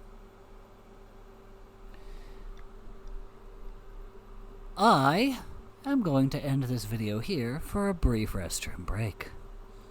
3 hours of explaining how this screams narcissism. Yeah, I deserve a break. But don't worry, there will be a part 2 to this part 1 review. I can't believe I'm even freaking doing this. I shouldn't have to. But I was realizing as I was listening to this, I have a series of expertise that, well, shoot, not just anybody can do. I can actually elaborate on how we got to where we're at. And given that this is a rapidly unfolding situation, I kind of owe it to all of you to get this out as quick as I can. So, I probably won't even be editing these when I post them. Why am I doing this? Well, I'm kind of hoping that by providing these insights, I can explain for Reckless Ben and pretty much anybody else how narcissists think. Let this be a public example as to how they operate and help people kind of recognize the narcissists in their own life. Again, what I'm saying here is pure speculation, not meant to cause any harm or damages. Just one man with too much life experience with narcissists, seeing too many parallels. all of which line up perfectly here. But that's, again, speculation. And no, do not use anything I've said here, whether it's standard terms or made up on the fly. Don't use any of this to accuse other people in your life of being narcissists. Again, my recommendation, if you feel you are dealing with the narcissist in your life, my genuine recommendation, engineer a way out, do not announce it, and excuse yourself from their life. Because confronting them will only lead to escalation, as we will see as this series unfolds. Have a good time, and thank you all for watching.